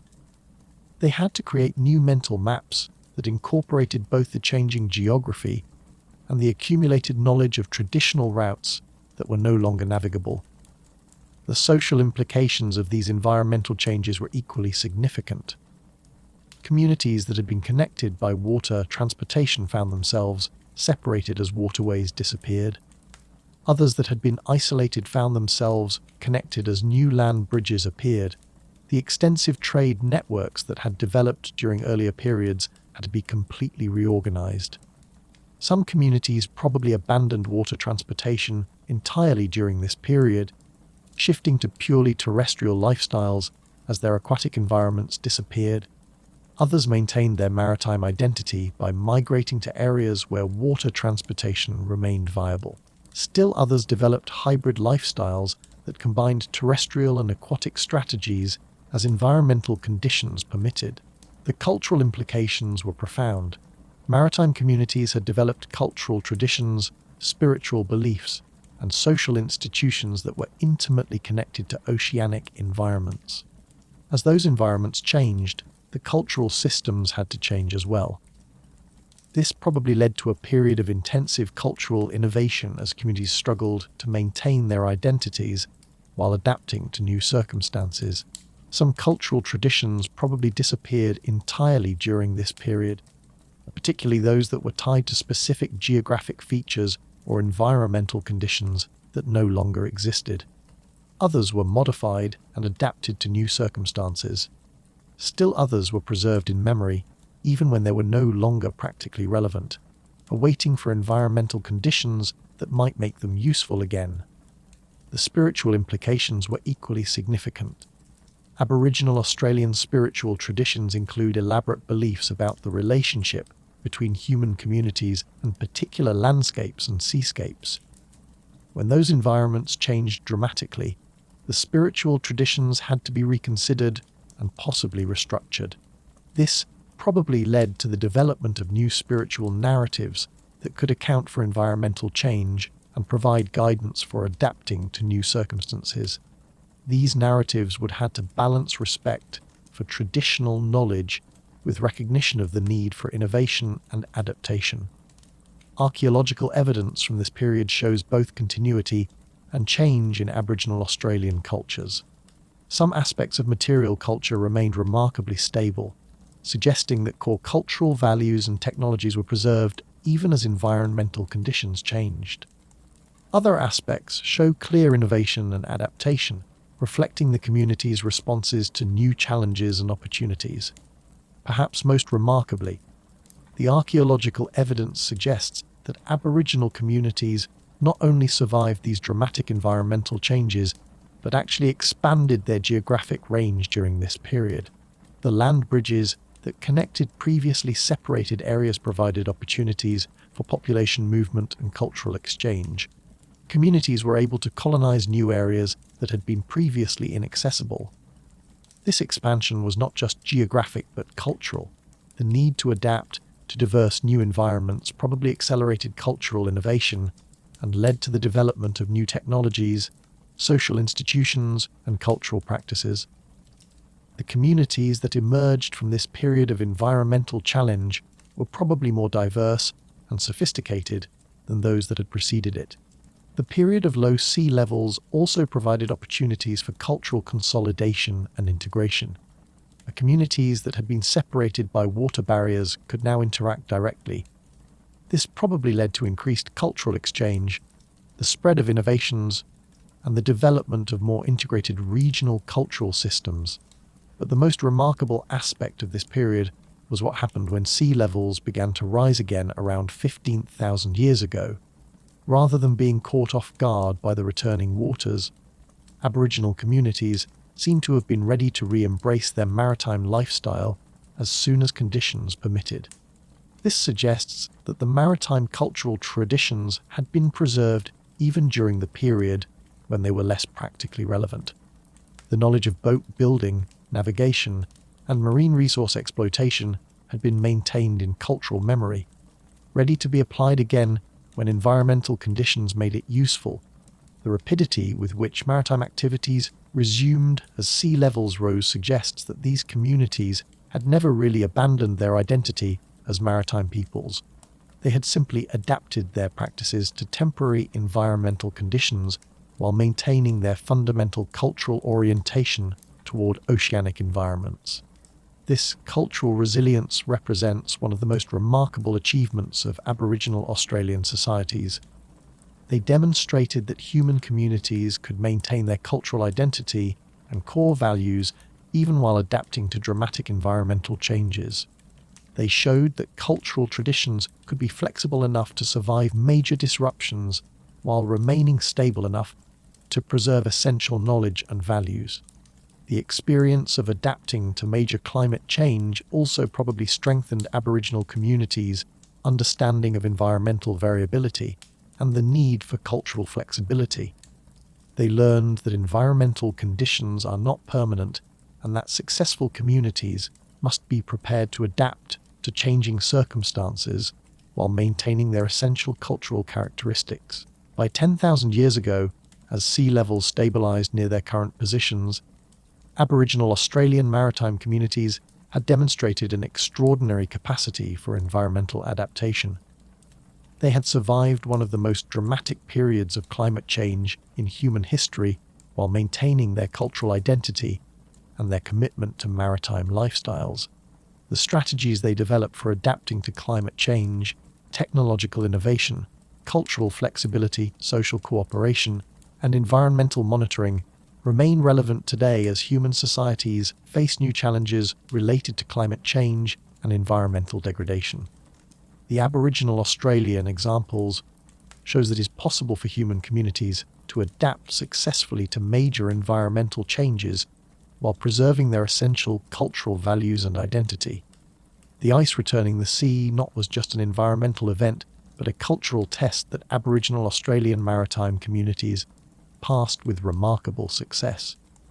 They proved that human societies could be both stable and adaptable, maintaining their core identity while responding creatively to changing circumstances. Their success provides hope and guidance for contemporary societies facing similar challenges.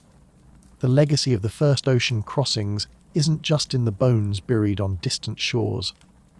It's in the technologies that spread across the Pacific, in the trading networks that connected continents, in the fundamental human knowledge that no distance is insurmountable.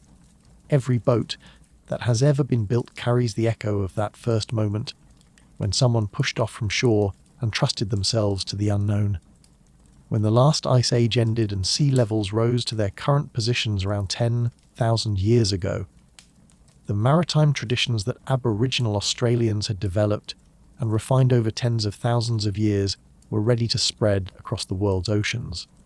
The knowledge, technologies, and cultural innovations that had been perfected in Australian waters would become the foundation for humanity's expansion across the Pacific and, eventually, around the globe. The most obvious inheritance was technological. The boat-building techniques, navigation methods, and maritime survival skills that Aboriginal Australians had developed represented the accumulated wisdom of thousands of generations of seafaring peoples. These technologies were not just local adaptations, but fundamental solutions to the universal challenges of ocean travel. The outrigger canoes that became the standard watercraft for Pacific Islanders were direct descendants of the boats that had first carried humans to Australia.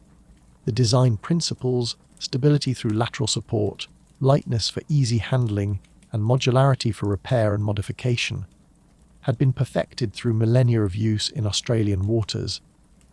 The navigation techniques that enabled the colonization of the Pacific also traced their origins to the systems developed by Aboriginal Australian navigators. The use of star compasses, wave pattern reading, and natural environmental cues for finding direction and position were all techniques that had been refined through generations of long-distance voyaging in Australian waters. But the technological inheritance was only part of the story. Perhaps more important was the cultural knowledge that ocean travel was possible, that water barriers could be crossed, that distant lands could be reached and settled successfully. This knowledge, once established, became a permanent part of human consciousness. The success of the first ocean crossings to Australia proved that humans were not limited to the continents where they happened to be born. It demonstrated that with appropriate technology, sufficient courage, and adequate preparation, any body of water could be crossed, any island could be reached, any shore could be settled. This knowledge would drive human expansion for tens of thousands of years. Once people knew that ocean crossings were possible, the urge to explore what lay beyond the horizon became irresistible. Each successful voyage inspired others, creating a chain of exploration and settlement that eventually reached every habitable place on Earth. The social inheritance was equally important. The development of maritime societies required new forms of social organization, new institutions for coordinating collective activities, and new ways of managing relationships between communities separated by water barriers. These social innovations became templates for human organization that extended far beyond maritime contexts. And the trading networks that maritime communities developed showed that human societies could maintain beneficial relationships across vast distances. The diplomatic institutions that managed inter-island relationships demonstrated that peaceful cooperation was possible even between very different communities. The marriage systems that facilitated genetic exchange between island populations proved that geographic isolation need not lead to social isolation. These social innovations influenced the development of human societies worldwide. The principles of long-distance trade, diplomatic relations between independent communities, and social institutions that could manage both cooperation and competition became fundamental features of human civilization. And psychological inheritance may have been the most profound of all. The first ocean crossings changed how humans thought about themselves and their capabilities. They proved that human ingenuity could overcome what seemed like absolute natural barriers. They demonstrated that courage and skill could accomplish things that appeared impossible. This expansion of human consciousness, this recognition that no challenge was too great to overcome, became a defining characteristic of our species. The willingness to attempt the impossible, to push beyond known boundaries, to trust in human capability to solve unprecedented problems. All of these traits can be traced back to the moment when the first sailors pushed off from familiar shores and headed toward unknown horizons. The environmental inheritance was more complex. The colonization of Australia and the subsequent expansion across the Pacific demonstrated both the potential and the dangers of human expansion into new environments. The rapid extinction of megafauna that followed human arrival in Australia provided a preview of the ecological impacts that would accompany human expansion worldwide. But the maritime societies that developed in Australia also demonstrated that humans could create sustainable relationships with complex environments. The resource management systems, environmental monitoring techniques, and conservation practices that Aboriginal Australians developed showed that human expansion need not inevitably lead to environmental destruction. This dual legacy, the capacity both to transform and to sustain environments, remains relevant today as human societies grapple with the environmental consequences of global expansion and technological development. The Aboriginal Australian example provides both cautionary tales and practical guidance for creating more sustainable relationships with natural systems. The artistic inheritance was equally enduring. The maritime cultures that developed in Australia created distinctive art forms, musical traditions, and literary expressions that reflected their unique relationship with oceanic environments. These artistic traditions influenced cultural development throughout the Pacific and continue to inspire creative expression today. The navigation songs, the boat decoration traditions, the artistic representations of marine life, and the ceremonial practices associated with sea voyages all became part of a rich cultural heritage that spread throughout the Pacific. These traditions provided models for how human societies could create meaning and beauty from their relationships with challenging environments. The linguistic inheritance was also significant. The languages that developed in maritime communities contained sophisticated vocabularies for describing oceanic phenomena, navigation techniques, and maritime activities. These linguistic capabilities influenced the development of technical and scientific discourse about marine environments and continue to inform contemporary understanding of oceanic systems. Many of the terms that modern sailors use for describing wind conditions, wave patterns, and navigation techniques can be traced back to the vocabulary developed by ancient maritime peoples. And the precision and sophistication of this technical language reflects thousands of years of careful observation and practical experience. The genetic inheritance provides physical evidence of the maritime expansion that began with the first crossings to Australia. Population genetic studies show clear evidence of the migration routes that carried people from Southeast Asia through the Pacific Islands. The genetic signatures of these ancient voyages are still visible in the DNA of Pacific Island populations today. But more than just documenting historical migration patterns, the genetic evidence demonstrates the success of the maritime expansion strategy. The populations that were established through ocean voyaging were large enough and genetically diverse enough to thrive in isolation for thousands of years. This shows that the early maritime peoples had developed effective strategies not just for reaching distant islands, but for establishing viable communities once they arrived. The institutional inheritance was equally important. The maritime societies that developed in Australia created new forms of governance, law, and social organization that were adapted to the challenges of managing resources and relationships in oceanic environments. These institutions provided models for human organization that influenced political development throughout the Pacific and beyond. The concept of territorial waters, the principles of navigation rights, the institutions for managing common marine resources, and the diplomatic protocols for relations between island communities all have their origins in the innovations of early maritime peoples. These institutional innovations continue to influence international law and global governance today.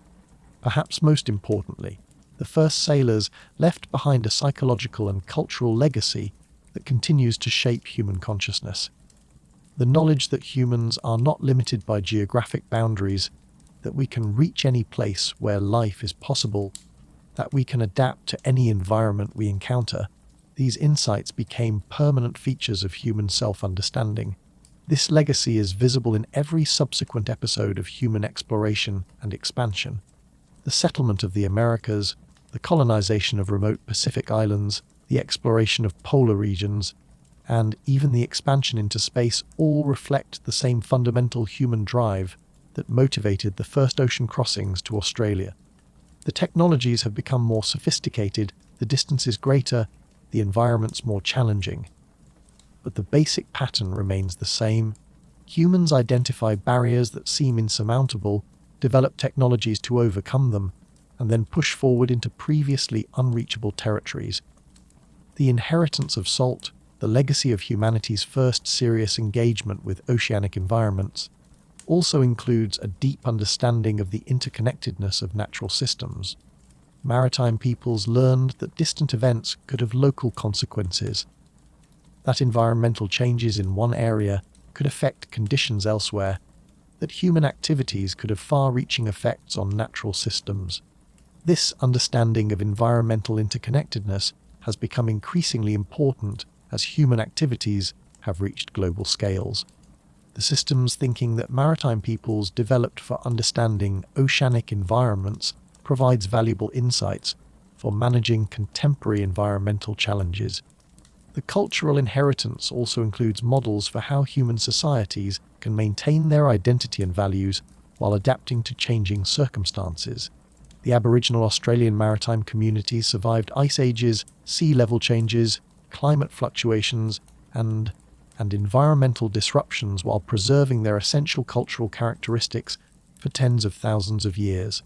This cultural resilience provides guidance for contemporary societies facing rapid environmental and social change. It demonstrates that it is possible to maintain cultural continuity while adapting to new circumstances, that tradition and innovation need not be opposed to each other. The spiritual inheritance may be the most enduring of all. The first sailors developed ways of understanding the natural world that recognized both human capability and human dependence on forces beyond human control. They created spiritual traditions that celebrated human achievement while acknowledging the limits of human power.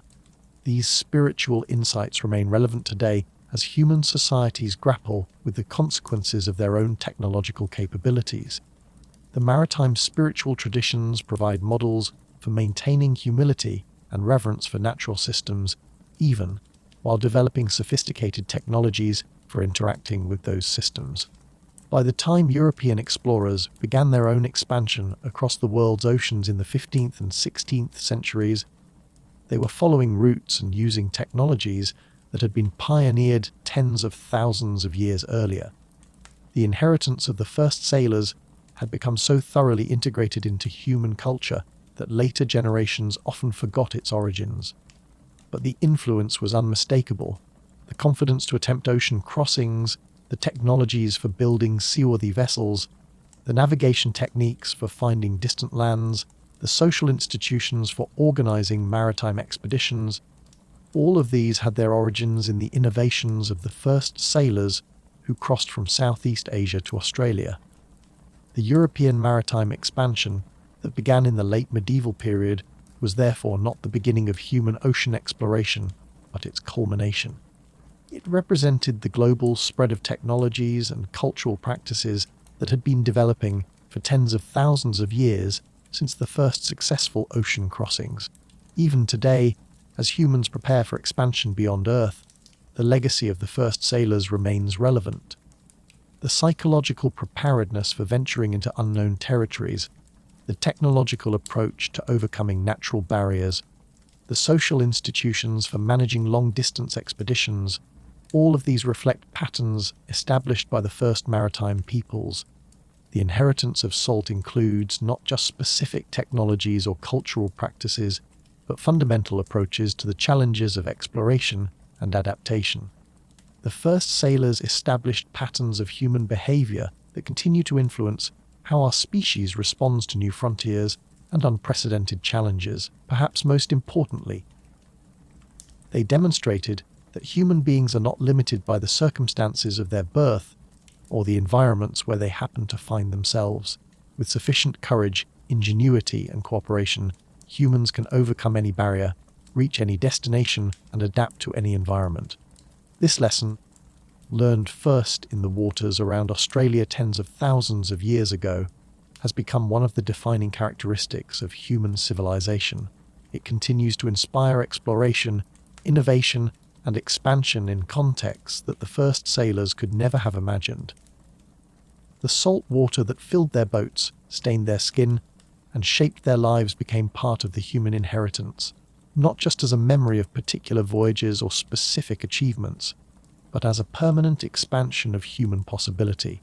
Every time humans venture beyond familiar boundaries, every time we trust ourselves to unknown territories, every time we choose exploration over safety, we are drawing on the inheritance of those first sailors who looked across the water and decided that distance was not a barrier, but an invitation.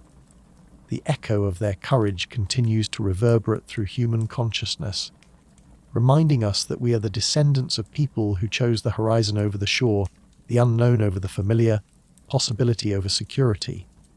That choice, made first in the waters around ancient Australia, continues to shape human destiny today. Stand on any shore today, and you're standing where the first sailors stood.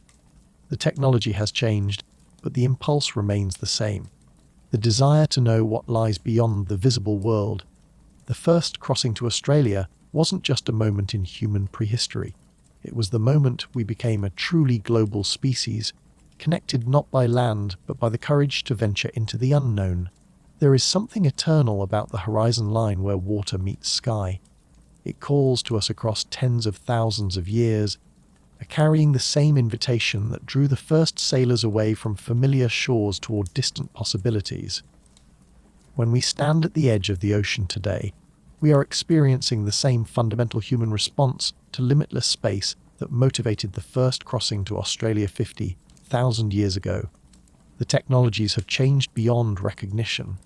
Where the first sailors had simple rafts and outrigger canoes, we have ships powered by engines, guided by satellite navigation, and equipped with sophisticated communication systems. Where they had to read stars and wave patterns, we have GPS coordinates and weather forecasting. Where they carried fire in clay pots, we have electric lights and electronic equipment.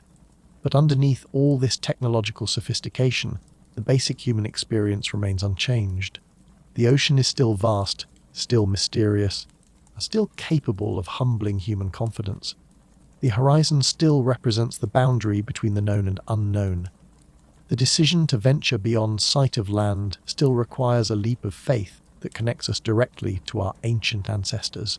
This continuity is more than romantic nostalgia. It reflects something fundamental about human psychology and human culture that has remained constant throughout our species' history. We are the animals that refuse to accept boundaries as permanent, that see barriers as challenges to be overcome rather than limits to be accepted. This trait, and which first manifested itself in the decision to cross water barriers that seemed insurmountable, has become one of the defining characteristics of human civilization. It drives not just geographic exploration, but intellectual, artistic, and technological innovation. The same impulse that motivated the first ocean crossings continues to motivate human expansion into space, into the depths of the ocean, into the microscopic realm of atoms and genes. The first crossing to Australia established a template for human exploration that continues to influence our behavior today. The pattern is always the same. Identify a barrier that seems absolute, develop technologies to overcome it, gather the courage to attempt the crossing, and then push forward into previously unreachable territory.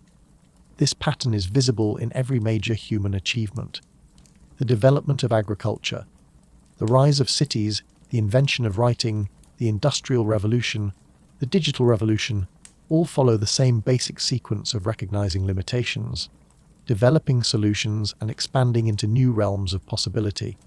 But the maritime exploration that began with the crossing to Australia was special because it established the principle that physical distance need not mean permanent separation. Before the development of ocean crossing technology, human communities were necessarily limited to the continents where they happened to be born. After it, the entire planet became potentially accessible. This transformation in human consciousness was perhaps as important as the technological achievement itself. Once people knew that water barriers could be crossed, the psychological framework for global thinking was established. The ocean stopped being a void that separated different parts of the world and became a medium that connected them. This shift in perspective continues to influence how we think about our planet and our place on it. The satellite images that show Earth as a blue marble suspended in space are powerful partly because they confirm what maritime peoples learned tens of thousands of years ago, that the world is one interconnected system, with water serving as the medium of connection rather than separation. The environmental lessons that the first sailors learned also remain relevant today. Their experience demonstrated both the potential and the dangers of human expansion into new environments. The rapid extinction of Australian megafauna following human arrival provided an early warning about the ecological impacts of human colonization. But the sustainable maritime societies that Aboriginal Australians developed over tens of thousands of years also demonstrated that humans could create lasting relationships with complex environments. Their resource management systems, their understanding of environmental cycles, and their integration of human activities with natural processes provide models that remain relevant for contemporary environmental challenges. The navigation techniques that the first sailors developed also continue to influence human consciousness in subtle but important ways. The ability to find one's way across featureless expanses using only natural cues requires a particular kind of attention to environmental detail and pattern recognition that shapes how people think about space, time, and causation. This navigation consciousness, The ability to maintain orientation and direction across long distances and extended time periods has applications far beyond maritime contexts. It influences how we approach complex problems, how we maintain focus on long-term goals, and how we integrate diverse types of information into coherent understanding. The social innovations that maritime expansion required also continue to influence human organization. The institutions that maritime peoples developed for coordinating collective activities, managing common resources, and maintaining relationships across distances provided templates for social organization that extend far beyond oceanic contexts. The principles of cooperation between independent communities, the protocols for diplomatic relations, and the systems for managing shared resources that maritime peoples developed are still visible in contemporary international law, environmental agreements, and global governance institutions. Perhaps most importantly, the psychological legacy of the first sailors continues to shape human aspirations and self-understanding, and the knowledge that humans are not limited by the circumstances of their birth, that we can overcome seemingly insurmountable barriers through ingenuity and courage, has become a fundamental aspect of human identity. This legacy is visible in every context where humans face challenges that seem beyond their capabilities. Whether responding to natural disasters, addressing global problems, or attempting unprecedented achievements, humans consistently draw on the psychological resources that were first developed by maritime explorers. The first crossing to Australia was not just a transportation achievement, but a transformation in human possibility. It proved that our species could adapt to any environment, reach any destination, and overcome any barrier. This proof of human capability has provided inspiration and motivation for human achievement ever since. But the legacy also includes an understanding of human limitations and dependence on forces beyond human control. The first sailors learned that success required not just courage and skill, but also careful attention to natural forces, respect for environmental limits, and humility about human capabilities. This balance between confidence and humility, between ambition and respect for natural limits, remains one of the most important lessons that contemporary societies can learn from the first sailors. As human technological capabilities continue to expand, the wisdom of the maritime peoples who learn to work with rather than against natural forces becomes increasingly relevant. The horizon line that called to the first sailors continues to call to us today. It appears in every context where humans face the choice between safety and exploration, between accepting current limitations and attempting to transcend them. The decision to respond to that call, to trust ourselves to the unknown, remains as challenging and as transformative today as it was 50,000 years ago. When children today build boats from sticks and leaves and launch them in puddles, they are unconsciously reenacting the same fundamental human drama that played out when the first sailors pushed off from the shores of ancient Indonesia. The scale is different, but the psychological pattern is identical. The recognition that barriers can become pathways, that distance can be crossed, that the unknown can become familiar. This continuity suggests that the achievements of the first sailors were not just historical events, but revelations of permanent human capabilities. They showed us something about ourselves that remains true regardless of technological advancement or cultural change. We are the species that refuses to be contained by any boundary, including the boundaries imposed by the largest expanses of water on Earth. Thematics of hunger. The salt water that carried the first sailors to Australia continues to flow through human consciousness like a tide that never fully recedes.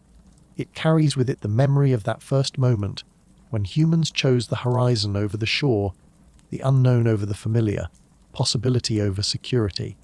Standing on any shore today, watching the horizon line where water meets sky, we are connected directly to that moment of choice. The same impulse that drew the first sailors toward distant possibilities continues to draw us toward horizons that we have not yet reached.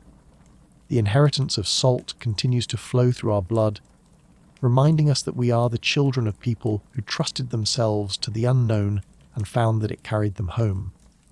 Thank you, fellow sapiens, for wandering this timeline with me. for drifting into the deep waters of human history, for slowing down and remembering. If this helped you fall asleep, helped you work, or simply helped you step out of the noise for a while, thank you for being here. The story of the first sailors is not just about boats and navigation. It's about the moment our species discovered that no distance was insurmountable, no horizon unreachable. Every time we choose exploring over safety, every time we trust ourselves to the unknown, we are drawing on the courage of those first humans who looked across the water and decided it was not a barrier, but an invitation. Their legacy flows through every culture that has ever built a boat, every society that has ever crossed an ocean, every individual who has ever chosen the horizon over the shore. They prove that we are not limited by the circumstances of our birth or the boundaries we happen to encounter. We are the species that refuses to accept limits as permanent. If you think more people should know this story, you know what to do. Like, subscribe, share it with the sapiens in your life, and tell me, are you listening before bed, while working, or somewhere in the world I can only imagine? And as always, stay curious, stay calm. I'll see you in the next story.